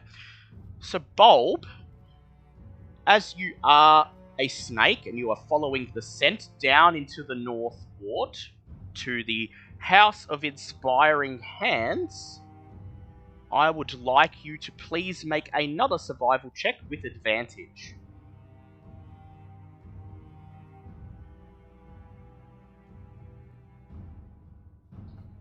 That's what I wanted. Yeah. 15 plus... 15 plus... Yep. 15 plus 2, so... 15 plus 2? Okay. 17, yeah. 17. Okay, so you follow the scent wending through the cobblestone streets, and it seems as if the construct made a direct beeline to this temple, did not stop for detours along the way, and the path you follow pretty much directly leads you to Sea-Watch Street in the Sea Ward. The main street that runs through Sea Ward, and by the time you reach here, you see the sun ever so slightly beginning to lower in the sky, as sunset is just on the horizon. Do you approach the temple? I would just like to make a quick amendment. I'm not a giant snake, I am just a normal constrictor snake. Yes. Yeah, I forgot that giants are too high a CR, but a normal constrictor is 1/4, which I can do.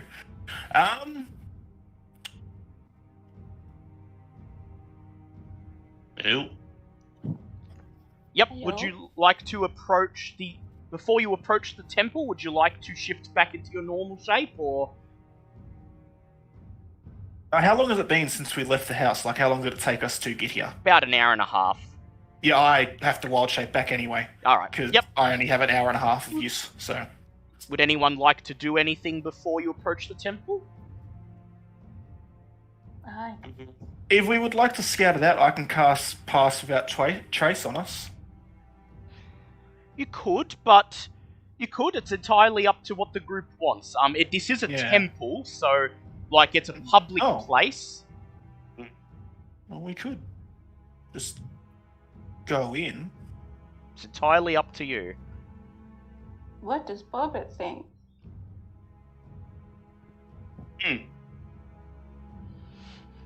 Sir Lucian notices you all commiserating, and he reaches for the hilt of his sword, and he says, "Bah! Enough with this paranoid tattle," and he starts to walk down the street. Bobbit, if we were to go in, do you think you could ask them if they had any of their constructs malfunction recently? Or disappear, or... That would be a good question to ask. No. But we can do that. Alright. Well, then. So you slowly walk up the street. You walk down Sea-Watch Street towards the House of Inspired Hands. The House of Inspired Hands looks like a cross between a temple and a workshop. The symbol of Gond, a toothed cog with 4 spokes, is displayed prominently. As you approach, you see the silhouette of a humanoid shape perched on the rooftop. As he sees you approach, he extends an arm, opening a wooden crate next to him. The lid of the crate flips down, and 3 tiny metal balls roll out of it, sailing off the rooftop into the air. As they sail through the air, the balls begin to unfurl into metallic insects, and they land on the street, cracking the cobblestone as they dig in. I'd like you all to roll initiative, please. So we're not welcome here, it seems. It's Well, that's just churchgoers. Well, that's just rude. That's also This is even more rude. That's a 4. I got a 15. 4 for Bulb. 16 for Bobbit. 15. At least we weren't 15. surprised. I'm happy that we weren't No, you're not surprised. surprised. True that. You were approaching with enough caution. Ooh, Ava, 23. Well done, Ava. Kick ass. If we weren't surprised and so we had enough time to see him, could I do a perception check just to see if he's missing part of his robe? Yes, before you combat may. started? Yes. Would you like to? Oh. Would you like to quickly do a perception check? Yes, please. Clever boy. Come on. It's a 12. In the chaos, as 13. Sorry, because perception is wisdom. in the chaos, as the metallic insects unfurl in the street, you look around. You look up at the roof. The street is deserted, save for you and the insects. There are no passers-by. They're all indoors, shutting up for the night, escaping the heat. The city guard is not here. And you catch enough of a glimpse of the humanoid to notice that it appears to be a wooden man wearing a black cloak. However, his cloak appears to be fully intact. As soon as the insects unfurl in the street, he gathers up the wooden crate and disappears over the edge of the rooftop. Not our boy. Okay, So this one does not seem to be the one that I could follow him straight away. you could. You could. Yeah. It's Bulb entirely up to says- you. Bulb says after seeing this one does not seem to be the one that attacked out the front of the bar, but if that is the case, this might be Here is the map, a so you larger can see. conspiracy. Or not a larger conspiracy, but more than just one. Yeah, it's not. It's less of a malfunction and more of a. Seems to be more of an active attack. Yes. As it were. The metallic insects unfurl, dig the spines that serve as their legs into the cracked cobblestone, and their mouths begin to froth with acid as their eyes glow red, and they begin to scuttle towards you. Ava, you are up first. What would you like to do? I was gonna ask if they wanted me to pursue the puppet or not. Well, if Sir Lucian's here, we do have someone who can tank, especially if I'm healing him. it probably might not be such a bad idea. Just don't get knocked unconscious while you're away from me. Hopefully. So, Bol yells out his affirmative at your question. Alright, so what would you like to do, Ava? I'll fly up and start trying to pursue the assailant. So you fly right up into the air, and I'd like you to make a perception check, please.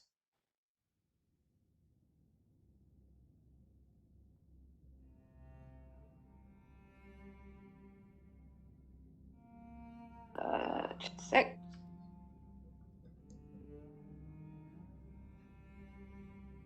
$13. You see the assailant running away from you, hobbling in stiff motions like a puppet. He reaches the end of the rooftop where there is a loose floor tile. He lifts it up and descends into the hole underneath, pulling it shut behind him. So he's actually gone inside of the temple. Okay. You still have movement left. Would you like to attack an enemy? I guess I have to now.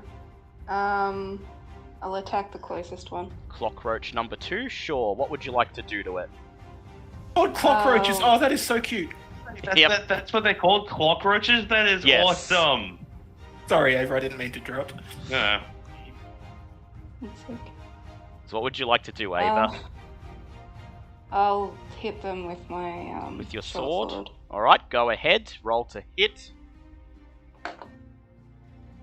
That's so cute, cockroach. 14. That's a hit. Roll your damage.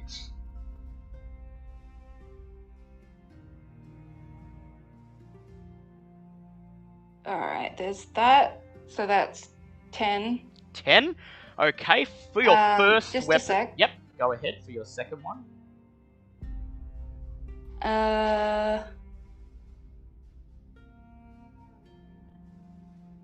I'll do an extra D4 of psychic damage. Yep. Wait, would it have... it is not... Damage? It is not immune to psychic damage. You can go ahead and do that. Alright. So that's 3. That's 3. Okay, so first of all... So that's 13 all up. 13 all up. Okay, so it was 3 psychic damage. Yeah. You lash out with your psychic damage. Boom! A wave of force hits the cockroach. It flips over and begins whirring its gears as its little legs scuttle in the air. It eventually flips back the right way up, and it takes 4 points of damage as all bludgeoning, piercing, and slashing from non-magical attacks only deal 1 damage to it. Oh. Great. Well, what a shame. If only we had someone that definitely doesn't need that to be an issue. Okay. It is now Sir Lucian's turn. Oh, yep, you still got your other weapon, don't you? Yeah, but I can only deal psychic damage once per turn. But you could still get another... You could still hit it for another 1 point if you want. Yeah, I suppose. That's better than nothing. Hey, you never know, it might only have 5 health.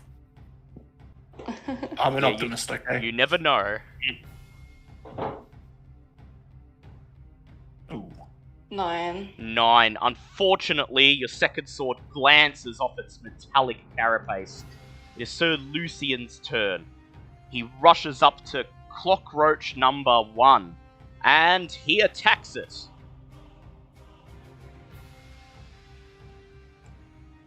And he hits.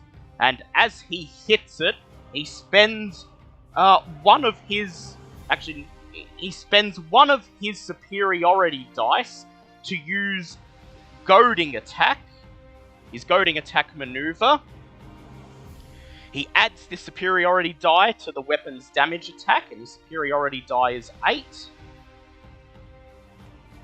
So he deals an additional 5 damage, so that's 6 damage altogether he's dealt to it.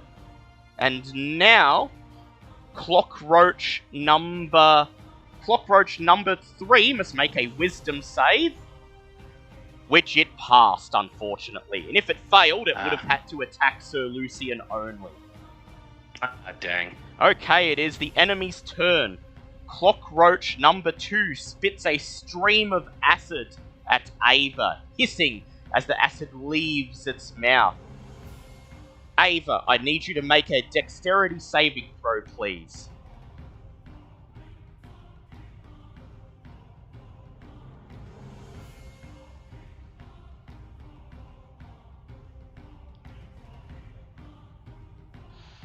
Ooh. It spits a stream of acid damage. Oh dear.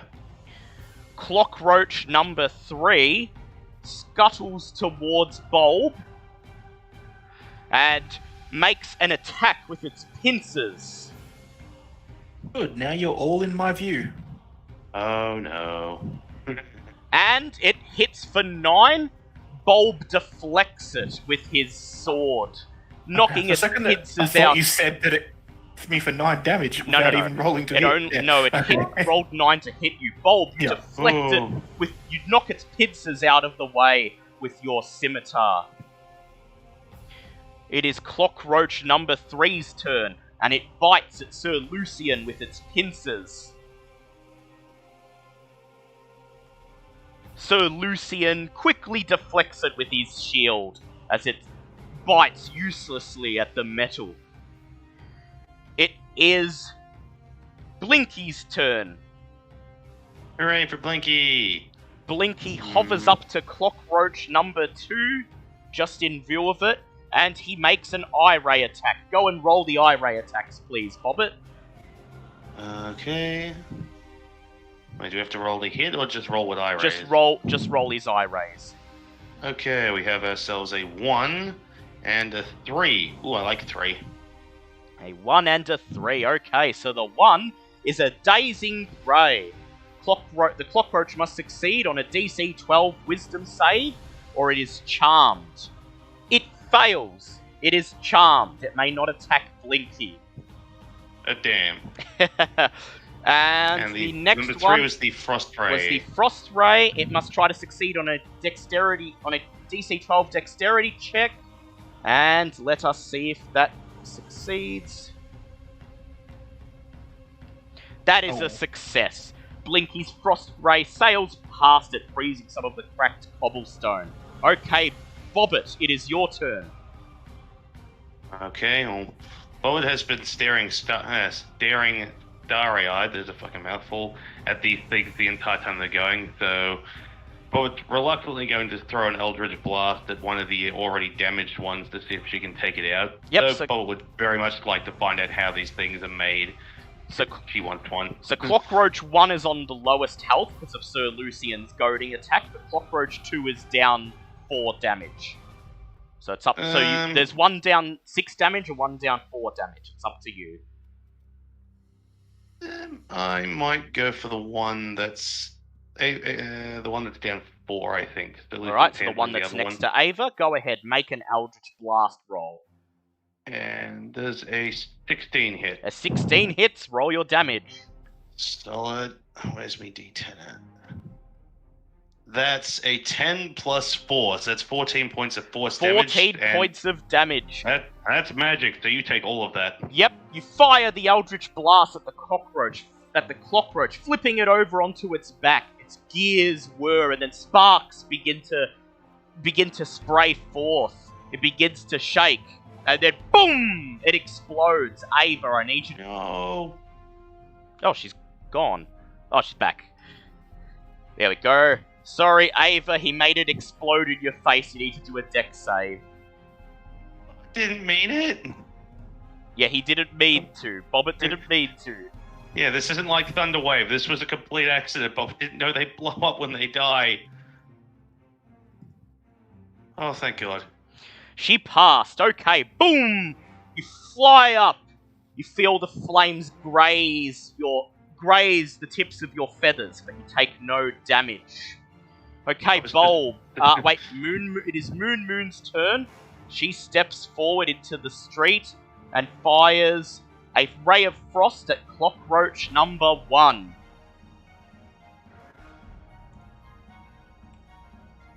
And unfortunately, her ray of frost is way off and just sails over the roof of the nearby building. Bulb, it is your turn.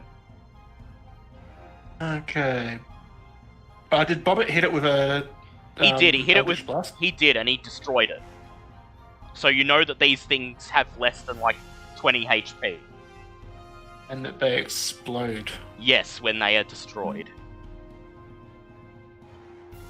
And I'm guessing explosions take a lot of damage. They may or may not. Ava was luckily not hit by it. I'm gonna cast Scorching Ray. Yep, on which one? 3 rays of light. So 2 rays of light for the one that's least hurt, so cockroach number 3, and 1 for cockroach number 1. Very well. Go ahead and make your ranged spell attacks. Okay. Blue, my middle dice is for cockroach number 1. That's just for me. Okay, so cockroach number 1, I rolled a spell attack bonus plus 5, an 11.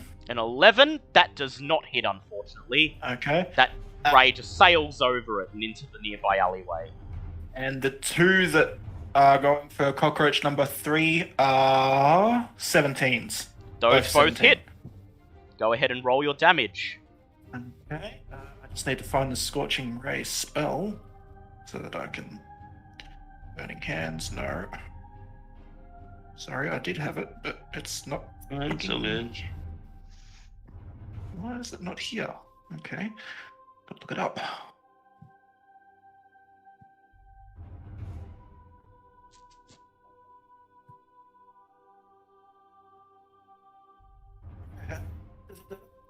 Hit the target, take 2d6 fire damage. 3d6, go ahead and roll that. 2d6 each. 2d6. So, yep, so just Clockroach 4d6 for this one. 4d6 for Clockroach 3. Oh, that's a 11, 12, 13 damage. 13, just enough to kill it. Oh, lovely. Your Scorching It's gonna explode on Rays me. hit it, it flips over, and its gears were very, very fast. Boom! I'd like Bulb and Bobbit to please make dex saves. Sorry, Bobbit, but, needs must and all that. 16. I failed. Okay, Bobbit Yeah. is fine. Bulb, you take 6 points of fire damage Yeesh. as you are singed from the explosion. And it is now Ava's turn.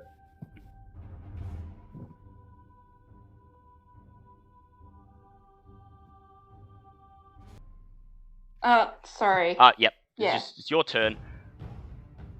Yeah, I can't zoom in on the map on my phone, unfortunately. I'll zoom in. Uh, I'll try to zoom in further so you can. where am I? So you're here. The one that- Shit. and there's one here.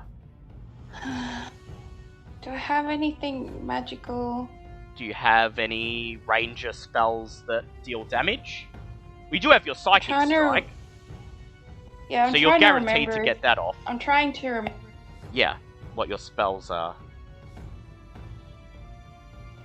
Was my staff, once it got enchanted, a magic item? Yes, it is. Yes. Would you like to fly past me, grab my staff, and hit it with my staff? I want to look up Zephyr Strike first. Alright, okay, yep. I'm just going to look up Zephyr Strike for you. Let's... Meantime, Bobbit is just sad that these things keep exploding. Cause Yeah, Bobbit's Bobbit would loving have loved to this. have taken. Yeah, Bobbit's just keeps seeing them explode. Going, yeah, Bobbit would have called you. So, Kitty, Zephyr Strike. While you're moving, your movement doesn't provoke opportunity attacks, and once Yeah, I'm before... reading it. Yeah, yep. So that will actually And I'll do. work. Yeah, I'll do that. Yep, but that's That's a a bonus bonus action, action. so you can just attack with your normal weapon, and then you fly over, Yep. and it is now flanked, so you get to roll with advantage to hit it. Yep, just a moment.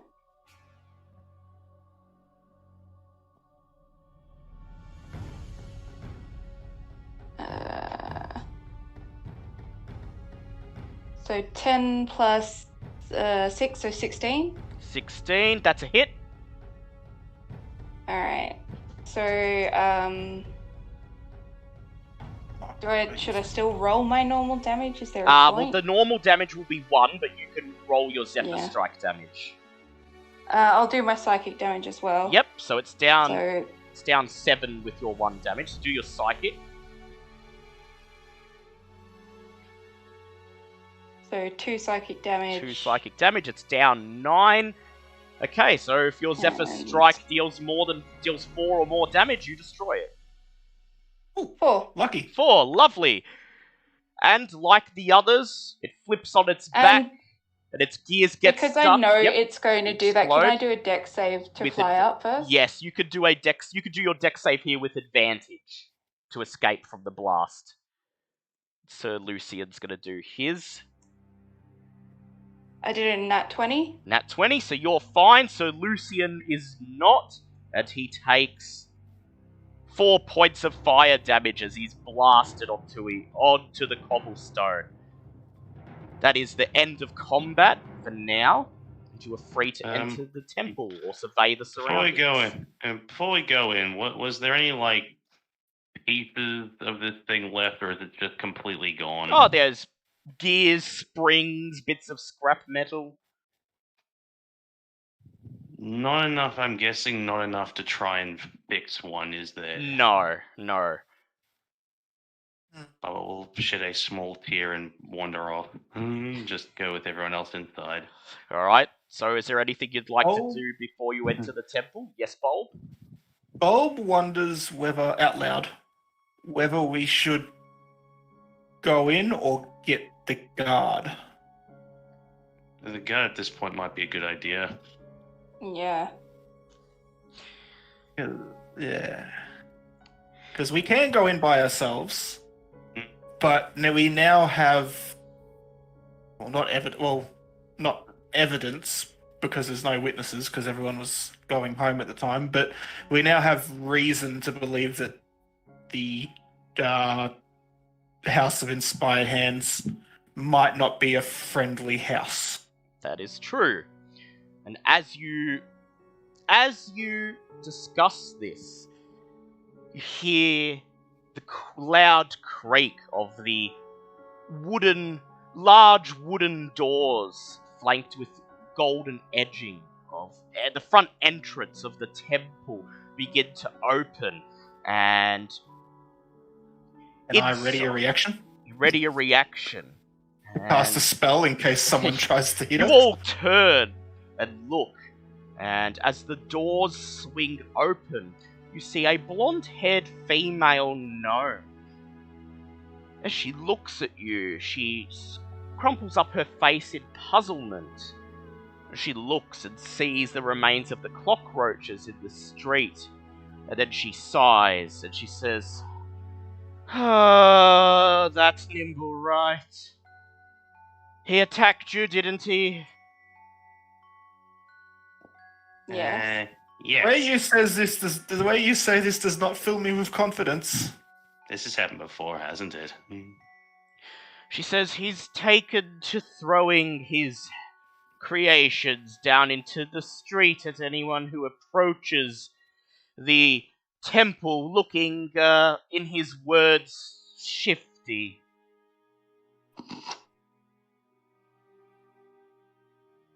We come inside and talk.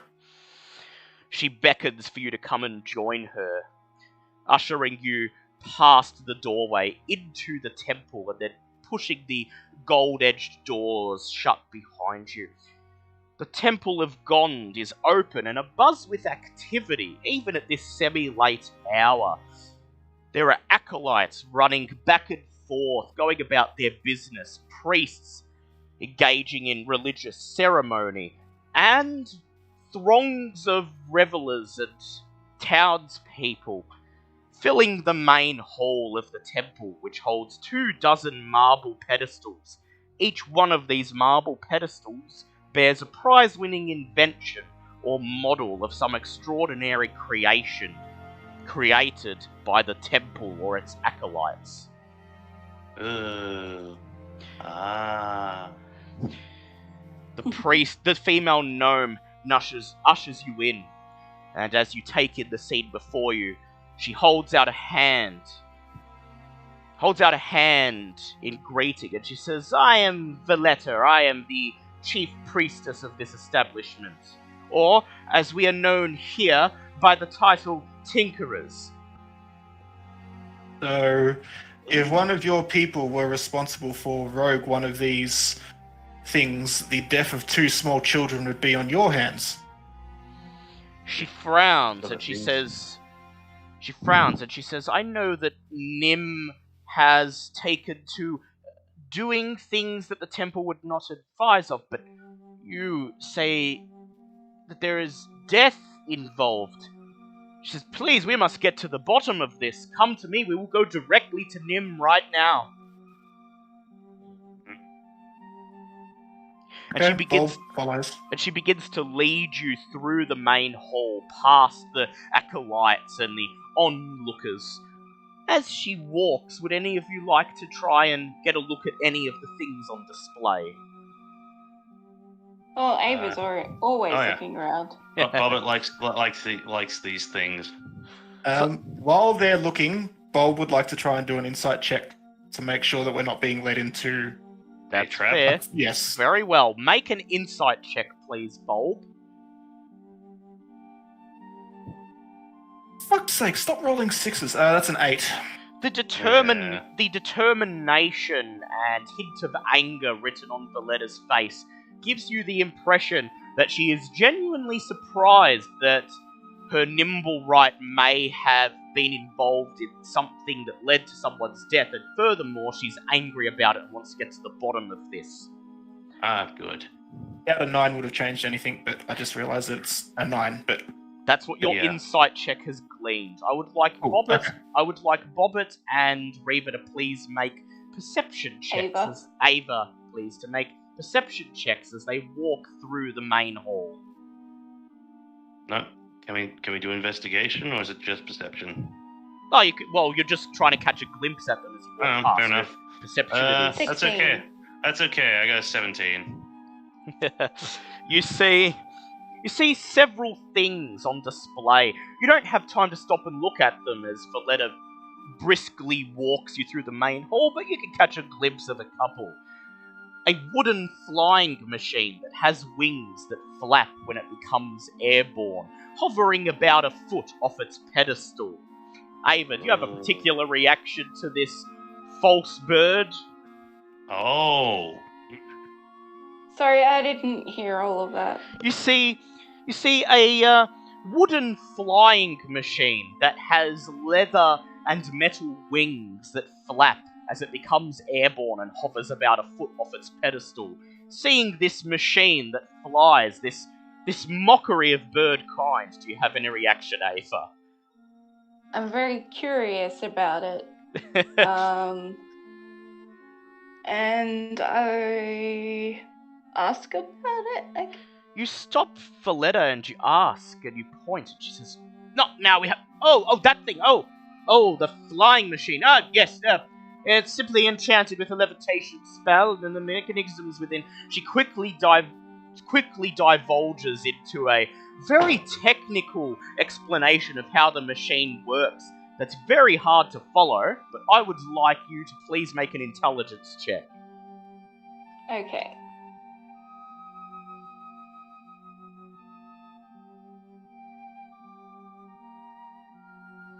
Liam, can you wait like 2 seconds?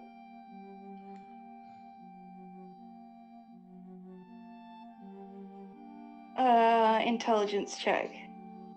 Yes. Okay, sorry. I was having trouble thinking. That's okay, we're nearly done. Yeah. We've only got half an hour left. Or thereabouts. Alright. 14. 14. All you are able to glean from it is that it's some machine, and if someone sits in it and pulls a lever, it will fly, carrying them. It's sort of structured like a barrel, and you sit in it, and the leathery wings seem to operate more like dragon or bat's wings, instead of like bird wings. You think can make Tell people them fly? it's weird.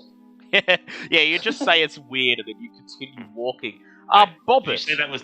I was gonna say, did you say that thing can fly? Like, can make other people fly? Yes. Bobbit makes a mental note for later. Bobbit, you see a miniature model of a mechanical dragon turtle in a pool of water. It has a brass plate affixed to its pedestal that reads, Big Belchy, sank in deep water harbour on the Day of Wonders 1363 DR. There is fine print at the bottom of the plate, which reads, The design of this vessel was based on a dragon turtle that guards the Choltian harbour. But we actually know what's there. I was going to say, quick question. I know this is technically going to Bobbit's minor backstory a bit, and no one else really knows this, but would Bobbit have any memory of this thing on the way? I'd like you to make from where it came from? like you to make an intelligence check, please. And there's my nat 20 for the goddamn day.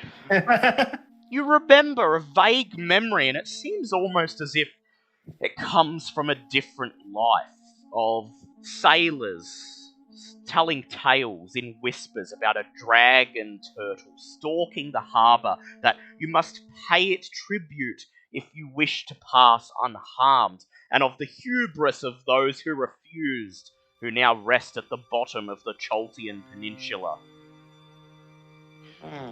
As you try to focus your memory to gather more information, you hear Mr. Stick's voice. No!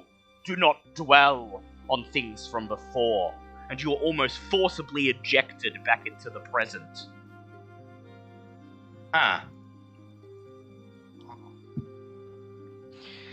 Finally, Bulb, as you make your way through, you notice a helmet, the brass plate describing it as a waking helm, and it appears to be equipped with small articulated metal arms and hands that gently slap the wearer if he or she were to fall asleep. Okay. Bulb raises an eyebrow and keeps walking. That's certainly a thing. Finally, you are brought to the edge of the main hall. Valletta reaches into her cloak, pulls out a set of keys, and unlocks another gold-edged door. She pushes it open and ushers you inside, and then pulls the door shut behind you as you all begin to climb a staircase leading to the upper floor, which Valletta says is the chambers and personal rooms of the clergy. She leads you down another hallway, past several bedrooms and a library, until she comes to a wooden door at the very end. She reaches for the doorknob, pulls it. The door does not budge. She frowns and she says, That bloody Nimblewright. Seems he's figured out how to put a lock on his door. She takes a step back and she says, Now, if I could remember where the D-locker has been put. She begins to recite her daily routine to herself, as if trying to remember where she placed the instrument that will allow her to break the lock on this door. Is the lock magical at all? It is not. It appears to just be a normal in that case, lock. Bobbitt's just going to cheerfully walk up. Well, actually, I do two things. First things first, in case there's a confrontation, Bobbit would like to start using her cheerful song cantrip, which would give, I'll go, Sir Luthen, or pretty much everyone but Bobbit can have a one temporary hit point and a +1 bonus to their next attack roll saving throw ability check. Ah, lovely. And also pull out my Bobbit's Thieves tools and start playing with the lock. Lovely. Okay, make a Thieves Tools check, please. And Valletta just watches with amusement as you pull the Thieves Tools out and insert them in the lock. Yeah, just have just this nice little humming tune going, and that's a 13. As you jiggle the Thieves Tools, Valletta looks at you and she says, I think if you were to take the circumference of the outer lock and then apply a pressure of perhaps 30 degrees, and then there's a loud click and the door swings open.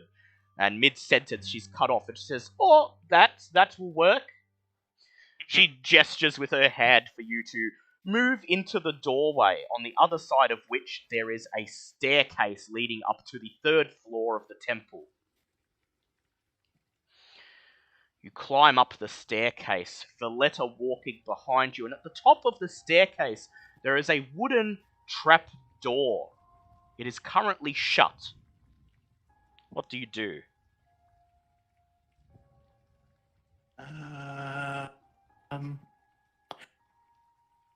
Can I do an arcane check to see if I detect any magic at all? Not determine what magic it is, but just see if I can feel any magic. You could cast Detect Magic, and then if you know there's magic, you would use an Arcana check to find out what it is. No, it doesn't. No, Detect Magic tells me what type of magic. Oh, okay. But you do an Arcana check then, yes. Arcana is something I have in proficiency in. Yay! That's a 14. Yes, you detect a magic emanating from the trap door. Some kind of glyph or energy field that will activate if you were to push the trapdoor upwards.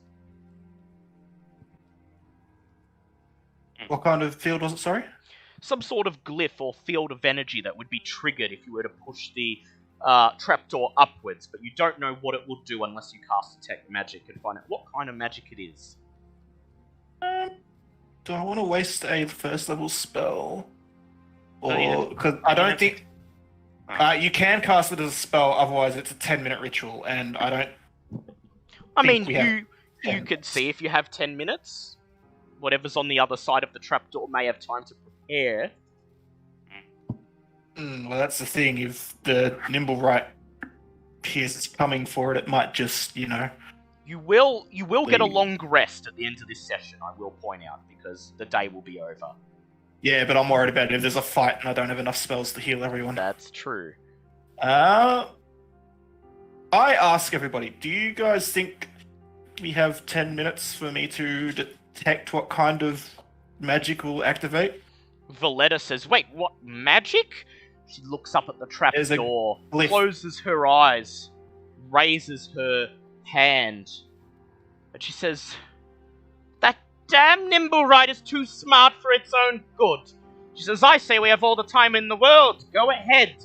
And she descends to the bottom of the staircase, plonks herself down on the bottom stair, and just hums absent-mindedly. Okay, well, I cast it as a ritual then. I was going to say, while you start doing that, Bobbitt's going to go downstairs and start asking her about the, what was it? The nimble right? No, the clock roaches, because Bobbit wants to know Bobbit wants to know how to make one, or at the very least, how to get one.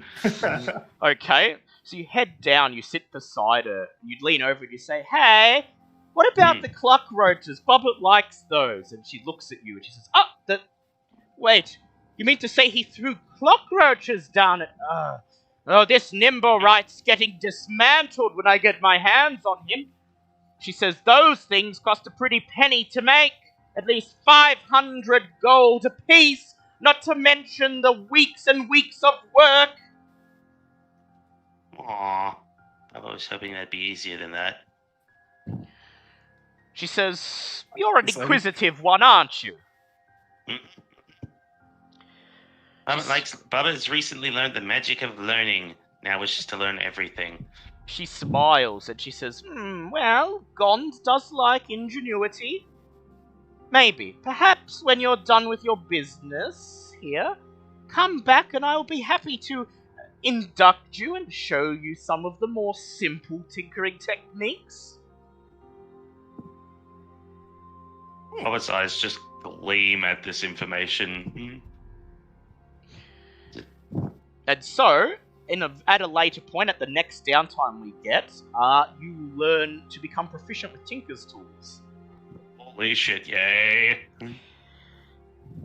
Bulb, you finish your ritual. You cast the spell, and you determine that there is a glyph of lightning magic on the trapdoor, and that if it is not dispelled, if anyone pushes it open who is not a nimble right, they will instantly be blasted with a thunder wave.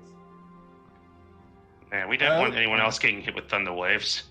I call back down to... What's her name, sorry?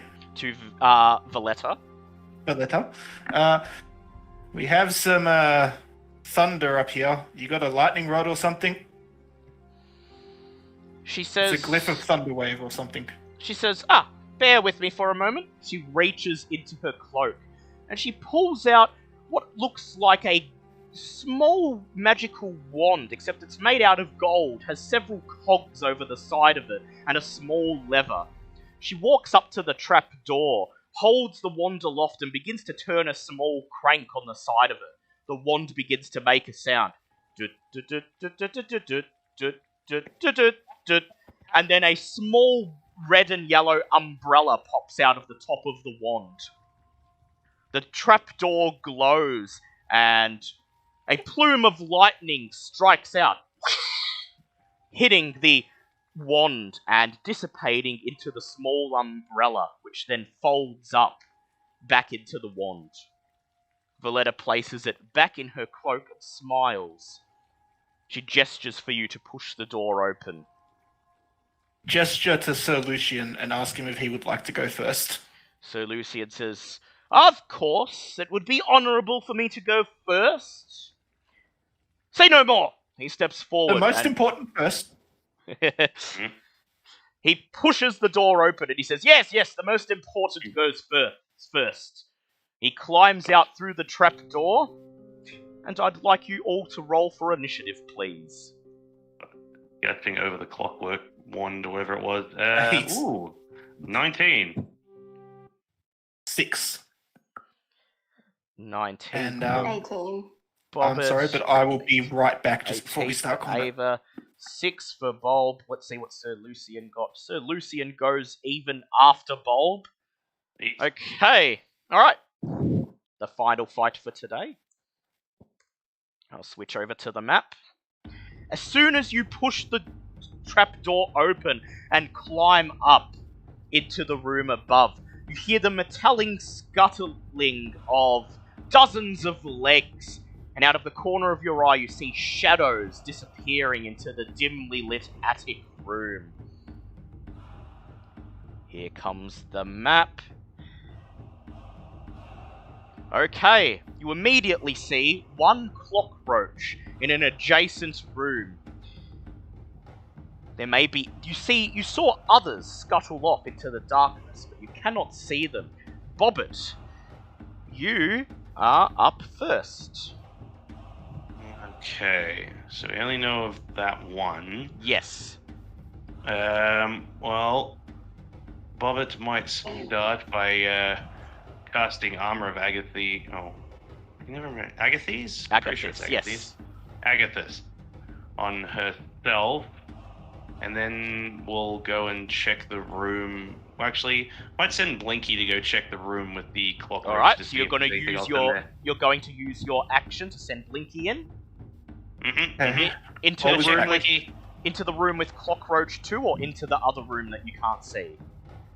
Maybe in the other one that we can't see yet. Alright, Blinky heads up, and Blinky sees...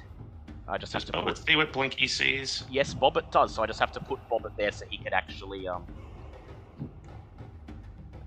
Bobbit put Bobbit back, and then Blinky heads into the room itself. And I'll send Bobbit there so he could get the vision. There we go. So Bobbit, you've sent Blinky in and revealed a large metallic canine. Its teeth sharp razors and cogs and springs powering its 4 legs. There is an iron defender in this room.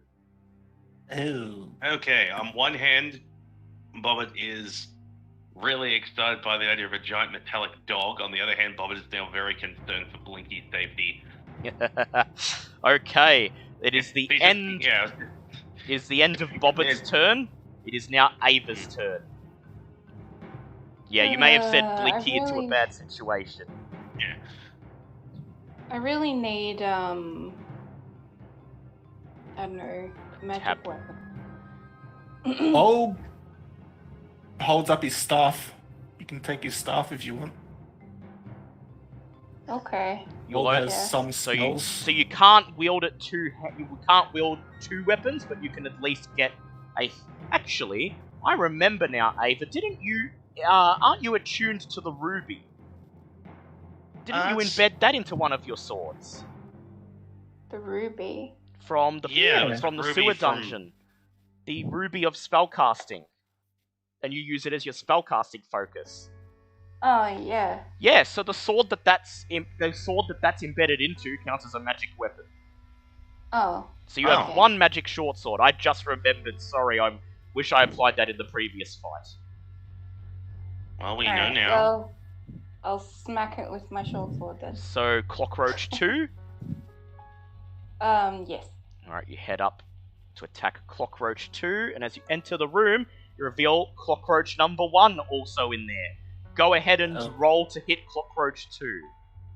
Okay, so there's just the 3 things. Okay. 19. 19, that's a hit. Roll for damage. So that is...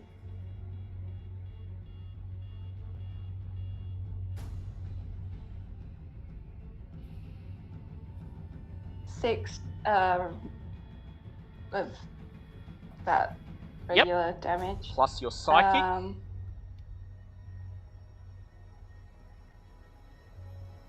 And 4 psychic damage. 10 points of damage, not bad. You strike at it. Your ruby glows as you hit it, flinging it into the wall, but you're not able to destroy it.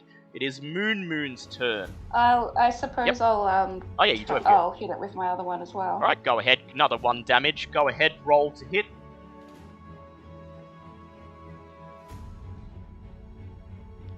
18. 18, that's a hit, so that's 1 point of damage. It's 11 points down. As it recovers from you flinging it into the wall, you slash at one of its legs. It whirs angrily. It is. And I'll fly. You'll fly back out into here. As you fly away, you get an attack of opportunity from Clockroach. Can I? From a different one. Well, because I haven't got Zephyr Strike on now, do I? Yeah, and you can't disengage because you used your bonus action to attack. So as you fly away, it gets an attack of opportunity on you.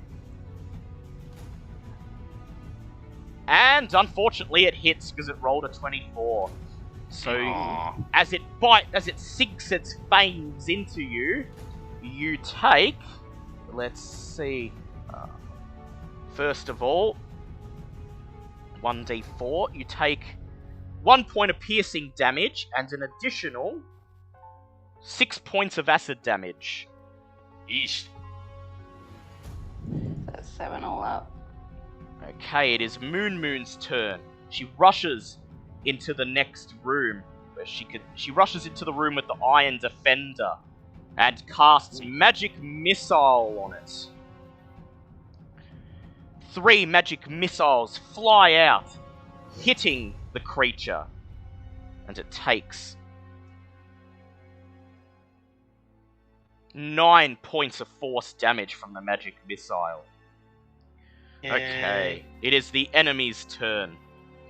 First of all, Iron Defender moves up to Blinky and makes a multi-attack against Blinky. Oh, Blinky, no! Here we go.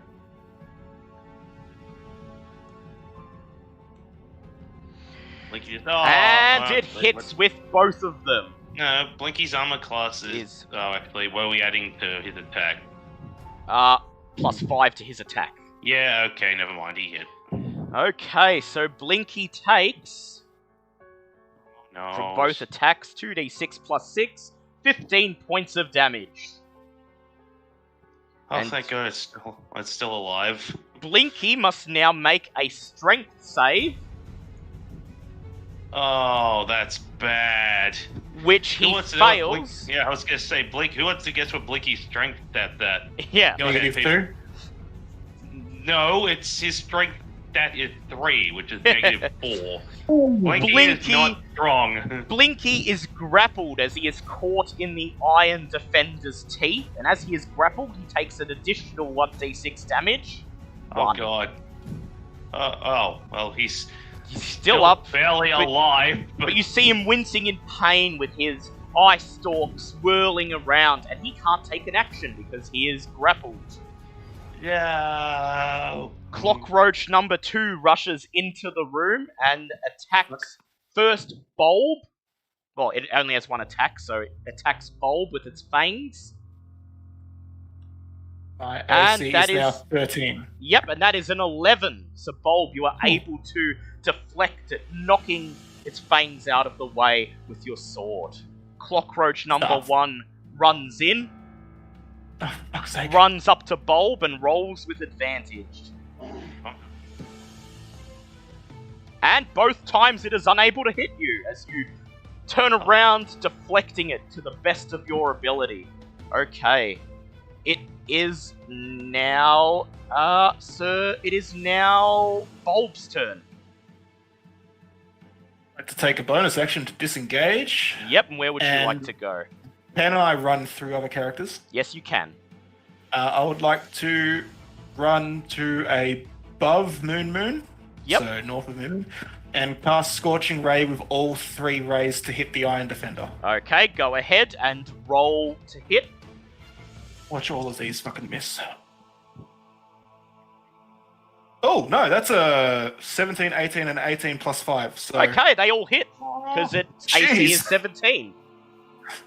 That actually worked for once. Okay, so that's 6d6. Yep, go ahead, roll the damage. I only have 4 on my table. Just It's already down 8 from Moon's magic missile.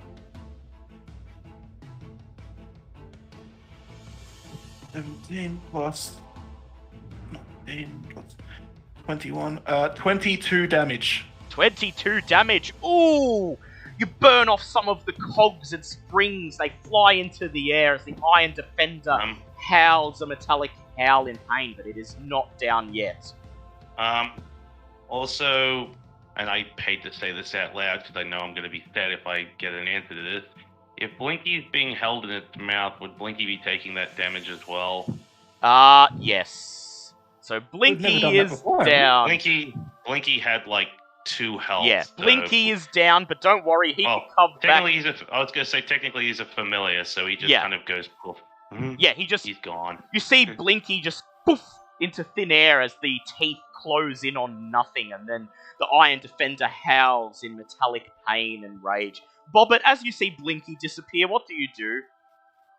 Well, Bobbit's going to assume that the defender was the one that killed him, so Bobbit is absolutely steaming mad, just like tears in her eyes because her friend got smushed. And so we'll get to Bobbit's next turn when it's Bobbit's next turn. It is Oh, Sir. yeah. Done It that is rule before? It is Hey. Sir. What was Sorry, that? Remy. I What was did you just say? wondering if we've ever done that rule before. Well, I don't think we've ever really had a proper familiar in combat before. No, well, Yeah. we've had people grappled when they've been hit. Yeah, but, well, say for example, you know, when Angus Well, was being grappled by yeah. the Beholder and then got We hit have with the that. giant Yeah, fireball. I have where if it's fire or something like that, it will hit who's grappled. But that's okay. It's only a Oh, okay. familiar. It'll come back. It is Sir Okay, we'll be back in a Lucian's few days. turn. So Lucian is going to attack Cockroach number 2, and he spends the superiority die to use Goading Attack again. He hits the Cockroach 2, deals 1 damage, plus an additional 7 points of damage from his Goading Attack, which is enough to kill it. But first, he Dodge. uses his Goading Attack on Cockroach number 1, and it fails its Wisdom save. And now, if it attacks anyone other than Sir Lucian, it rolls with disadvantage. Oh. However, Cockroach number 2 is destroyed.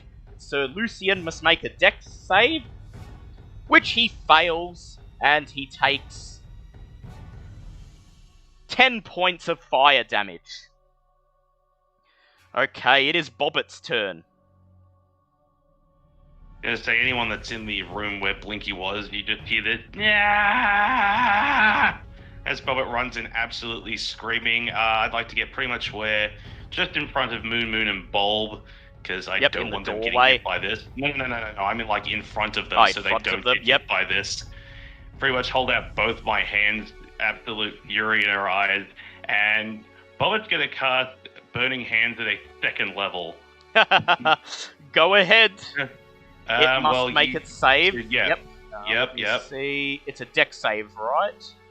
Yeah, I'm guessing this thing's probably going to be dexterous. Please don't be good at this. That's a 12. Yeah. It tries and have fails. Bobbit, just have Bobbit come in and you just hear this. Bobbit will burn you for what you did. Die! Go ahead and roll your damage. Okay, so what do I need for 2nd level? That's 4d6.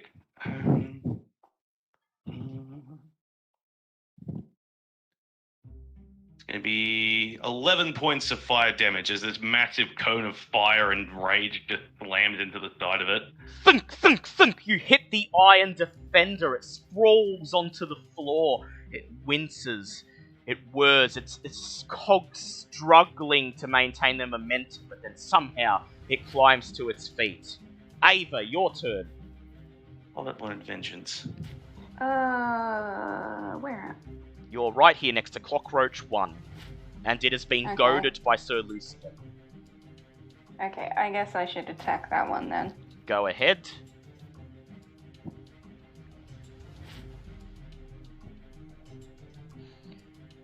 Uh...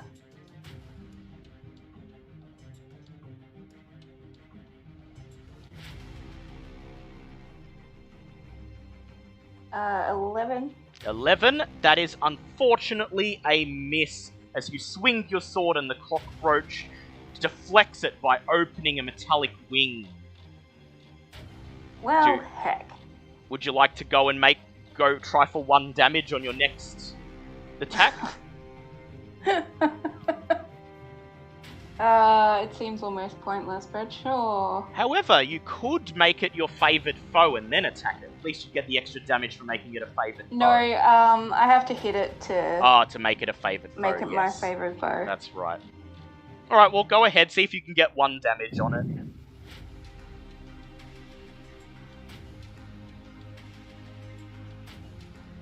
Non-nat 20. Non-nat 20, that's a hit. I guess I could, Would you like to declare it your favoured foe? My favorite foe. Alright, yeah. It is your favoured foe. And that adds an extra d4 of Yep, damage. it does, so go ahead, deal your d4 of damage. And I got a 4. 4, not bad.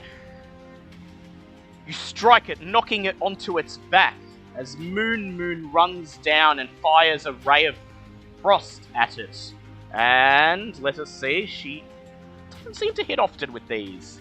But she hits this time with the Ray of Frost, dealing 8 points of damage, freezing it and destroying it. And as she hit it with a Ray of Frost, and the frost jams the gears, it does not explode. Huzzah. That's how close it was to being killed. Damn. It is the Iron Defender's turn. It steps forward, makes 1 multi-attack against Bulb. I'm in for Bulb. That's 22, so that's going to hit you, Bulb. And Bulb, you are being hit with... let me see. Roll 1d6. You take 5 points of piercing damage, and you must make a strength save, please, Bulb. Okay. 5 points, that's 13 health. Oh, pardon me. Strength save. Strength save. That's a 6. That's a 6. You find its jaws locking into your flesh, and try as hard as you might, you can't pull yourself free. You are grappled by the Iron Defender, and you take an additional 6 points of piercing damage. Then it makes its second multi-attack at Bobbit. And it hits Bobbit. That seems fair. Bobbit, you take 6 points of piercing damage. However, it already has an opponent grappled, so it cannot grapple you. Okay, it is Bulb's turn. I've taken a reaction to, jump. Just bend my knees and push off to give it disadvantage on its attack. When it tried to grapple you. No, when it tried to hit Bobbit. When it tried to hit Bobbit. Ah, okay. I will allow you to make, as at the start of your turn, an escape check using your athletics or your acrobatics, and you may do it with advantage. Oh, that works too. Okay. Athletics or acrobatics, what do I got? Damn, I don't have any of those proficiency. But athletics, because that's +2. That is 18. 18. You manage to escape out of its jaws as it opens its maw to strike Bobbit. Oh, wait, just a quick thing. Oh yeah, Armor of Agathis. If I had Armor of Agathis, it takes, 10 cold damage for 10 cold hitting. damage, I forgot about that. which sends it 5 feet back, but somehow its gears, its springs being half frozen, charred, burning, it is still up. Bulb, what will you do? Sorry about that. So that was at the start of my turn, so I still have an action? It looks to be on the verge of death after the... I'm casting Burning Hands. Alright, go ahead. It's going to make a dex check. Dex save. Yeah, my spell save is 13. It fails. Burn it. Burn it for Bobbit. And what does Burning Hands do again? It's 3d6. 3d6 fire damage. Go ahead. Laugh my ass up if you do higher than me with an extra d6. That was 14 damage. 15 because of my staff. A plume of fire sprays from your hand, hitting the Iron Defender at its open maw. You blast it to the back of the room where it bounces off a wall, dislodging a stack of crates. As the crates fall to the ground, you notice hiding behind them a humanoid figure made of wood just watching the fight. The Iron Defender whirs, moving its legs harmlessly. And the last of its gears fizzle and burn away. It is destroyed. And combat is over. Huzzah! I'm ready in action. Bobbit was just to smack the goddamn wooden person for killing Blinky. You walk up to the Nimble Rod, Nim, and you smack him. And as you smack him, he flinches, and he just looks around silently, his eyes wide with concern and fear, as he cowers behind the collapsed stack of crates. Oh, you're going to be in big trouble, young thing, says Valletta as she steps briskly into the room, and at the sight of her, the Nimble Rod cowers, using its wooden arms to cover its face. I like the idea that Bobbit's trying to hit it with the staff, but his staff doesn't actually do any damage to it, so she's just whacking it angrily. What would you like to do? At this point, can I do another perception check to see if I can actually see if this one has something missing? Yes you can, go ahead. Because I rolled low enough before that I feel like I may have missed something. It's possible. 6. You look at the cowering Nimble Rod, and he looks back at you with wide, trembling, wide, fearful eyes, his wooden body trembling, rattling. And you notice that his cloak, he's wearing his cloak, but it appears to be fully intact. And yes, Ava, you may make a perception check, please.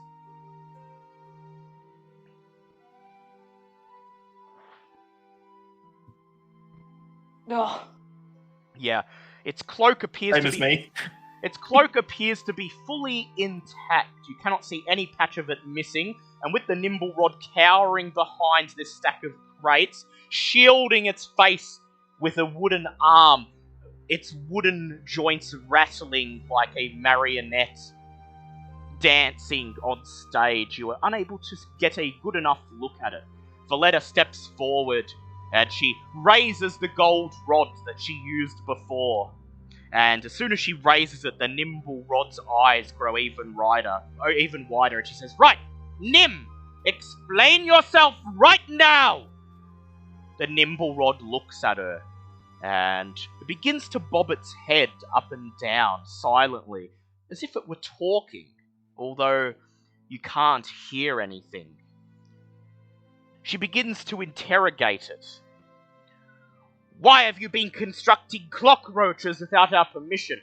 Why have you been throwing things at visitors in the street?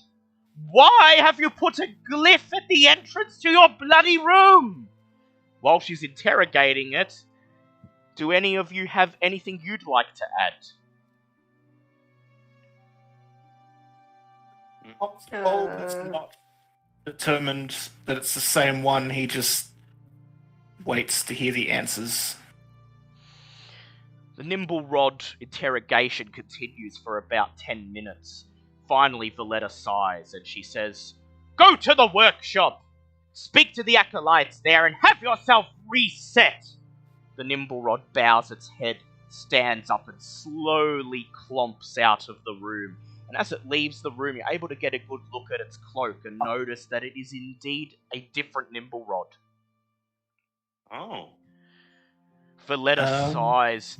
She places her hands on her hips and she says, "Well, that was a fat load of nothing." She says, "I trust this isn't going to be of use to you, but if you'd like to hear it anyway." She gestures towards the crates, inviting you to sit down. Bulb Still just sits hitting down. Bobbitt's still just hitting the Iron Defender angrily. I'll sit. She says, "Nim is supposed to help out the acolytes with their construction. I presume this is how he learned to create the clockroaches and the Iron Defender. When he is not working, he's supposed to be up here in the attic, in hibernation, waiting for us to call him. Unfortunately, it appears that Nim was far smarter than any of us gave him credit for, and was spending his free time learning how to create other nimble rights." She sighs and says, "Unbeknownst to us, he created a secondary nimble right, a female, who he fell desperately in love with. Knowing that we would dismantle or reset this she-nimble right if we found her, he gave her a cloak to disguise herself as human and set her loose in the city. Occasionally, she would come to visit him, regaling him with tales of her exploits in the city. Apparently, very recently, she was taken in by a human noble family, the Growlhunts, and has become their servant." There it is. There it is. She says, "The Nimblewright visited Nim earlier today, in fact. She told him she was scared, that she felt as if she'd done something terrible, and he ushered her away, back where she came from, and said that he would deal with anyone who came looking. I presume this is why he hurled the clockroaches into the street at the sight of you." She says, "Unfortunately, the she-Nimblewright is long gone at this point, but we know where she is. This Growlhund noble house, whoever they are, if you wish to find your assailant who you were looking for, that is the place to go." She sighs, leans up against the wall, crosses her arms together and says, "And? So that you didn't come here for nothing, I'd like to sweeten the deal. If you would find this rogue Nimblewright and destroy it, the House of Inspired Hands will pay you 200 gold apiece as thanks, and we will allow you to take any one of our creations with you to use as you see fit." Something that I want to ask, but I don't want to waste... Oh, fuck. What? Bulb wants to ask if getting him reset is akin to murder, and wants to know if that specific Nimblewright would be available for him to take as his item. Valletta laughs and she says, "Murder! They're not even alive. He's being reset. It means we'll wipe his memories, wipe any trace of a personality he has, start him anew, reprogram him, re-enchant him, reinforce all of the enchantments and mechanical wards that bind him to us, and he will be as good as new. He had a conscience. He created life himself and learnt by himself. Would he be up on the table for me to take him if we do this thing for you? What do the others think of this? Or was it one magic item? It was for meant the to group? be. She was implying one item for the whole group. Oh, 200. okay, I must have misunderstood. Yeah, 200 for each of you, plus one of their creations. Oh, okay. So what do the others think? And So you're asking for the nimble. Yeah, she's gonna ask for Nim. He's gonna ask for Nim to save him from being feels reset. that resetting him would be murder, and yeah, he feels that even though he created the rogue Nimble, right, he doesn't feel that being reset. So but Bob doesn't want to use the magic item for the whole group. I feel that if he explains this to Ava, that Ava would probably not want the Nimble right to be put to death. Oh, Yeah. Bob asks, how much does a Nimble right cost? Valletta says, why, 1,000 apiece? And we do not usually sell them out to... We do not usually lease them out to, outsiders. However, Bulb, I'd like you to make a persuasion check, please. And if Ava would like to assist, because she probably values the sanctity of life, you may do it with advantage. Yeah, sure. You're not... is this really what you want, Ava? Because I don't want to try and pressure you into this. I don't mind. Oh, why did I make charisma my dump stat? Oh, hold on. That's a 16. Oh. It's a 16. Yeah, 16. You discuss the idea of taking in Nim for yourself, putting him to work at Trollskull Manor, giving him a fair job, accommodation, a fair wage, and treating him like a sentient being. Valletta scoffs at all this, and she says, well... Bob would even give up his 200 gold reward. She says, well, how about this? I will reduce the offer to 100 gold apiece.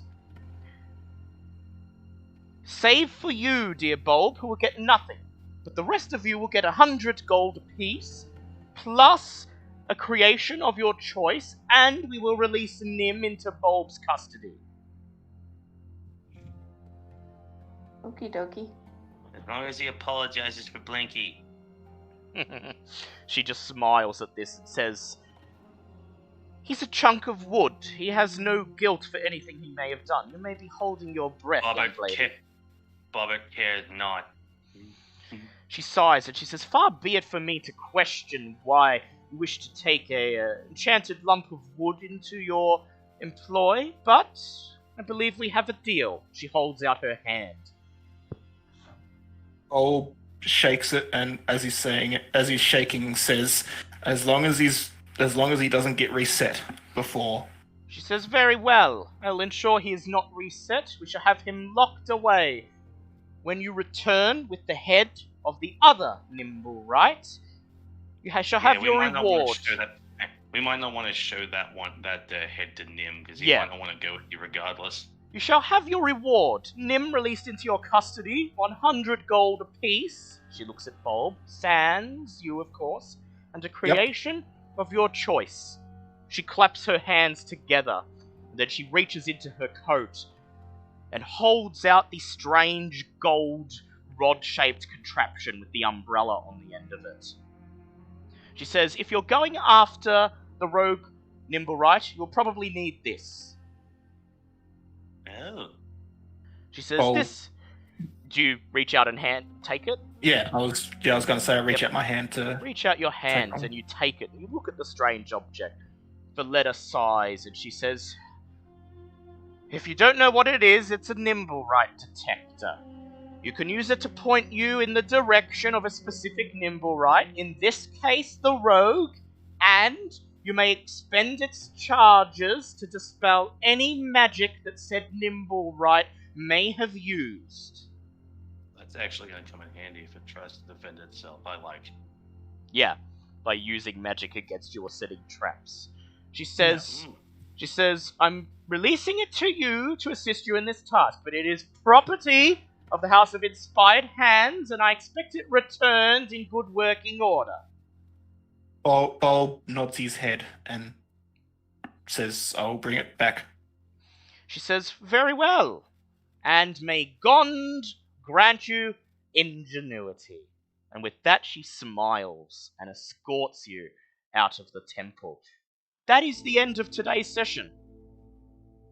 As you return to Trollskull Manor, inform Mickey McGrood, Volo, and the rest of your escapades, and have just enough time to settle down for a drink before the door bursts open and a raging Nathal comes in, slamming his fist down on one of the tables, sending a huge crack across its surface, muttering something about paperwork and big words, and not my fault if I can't read properly.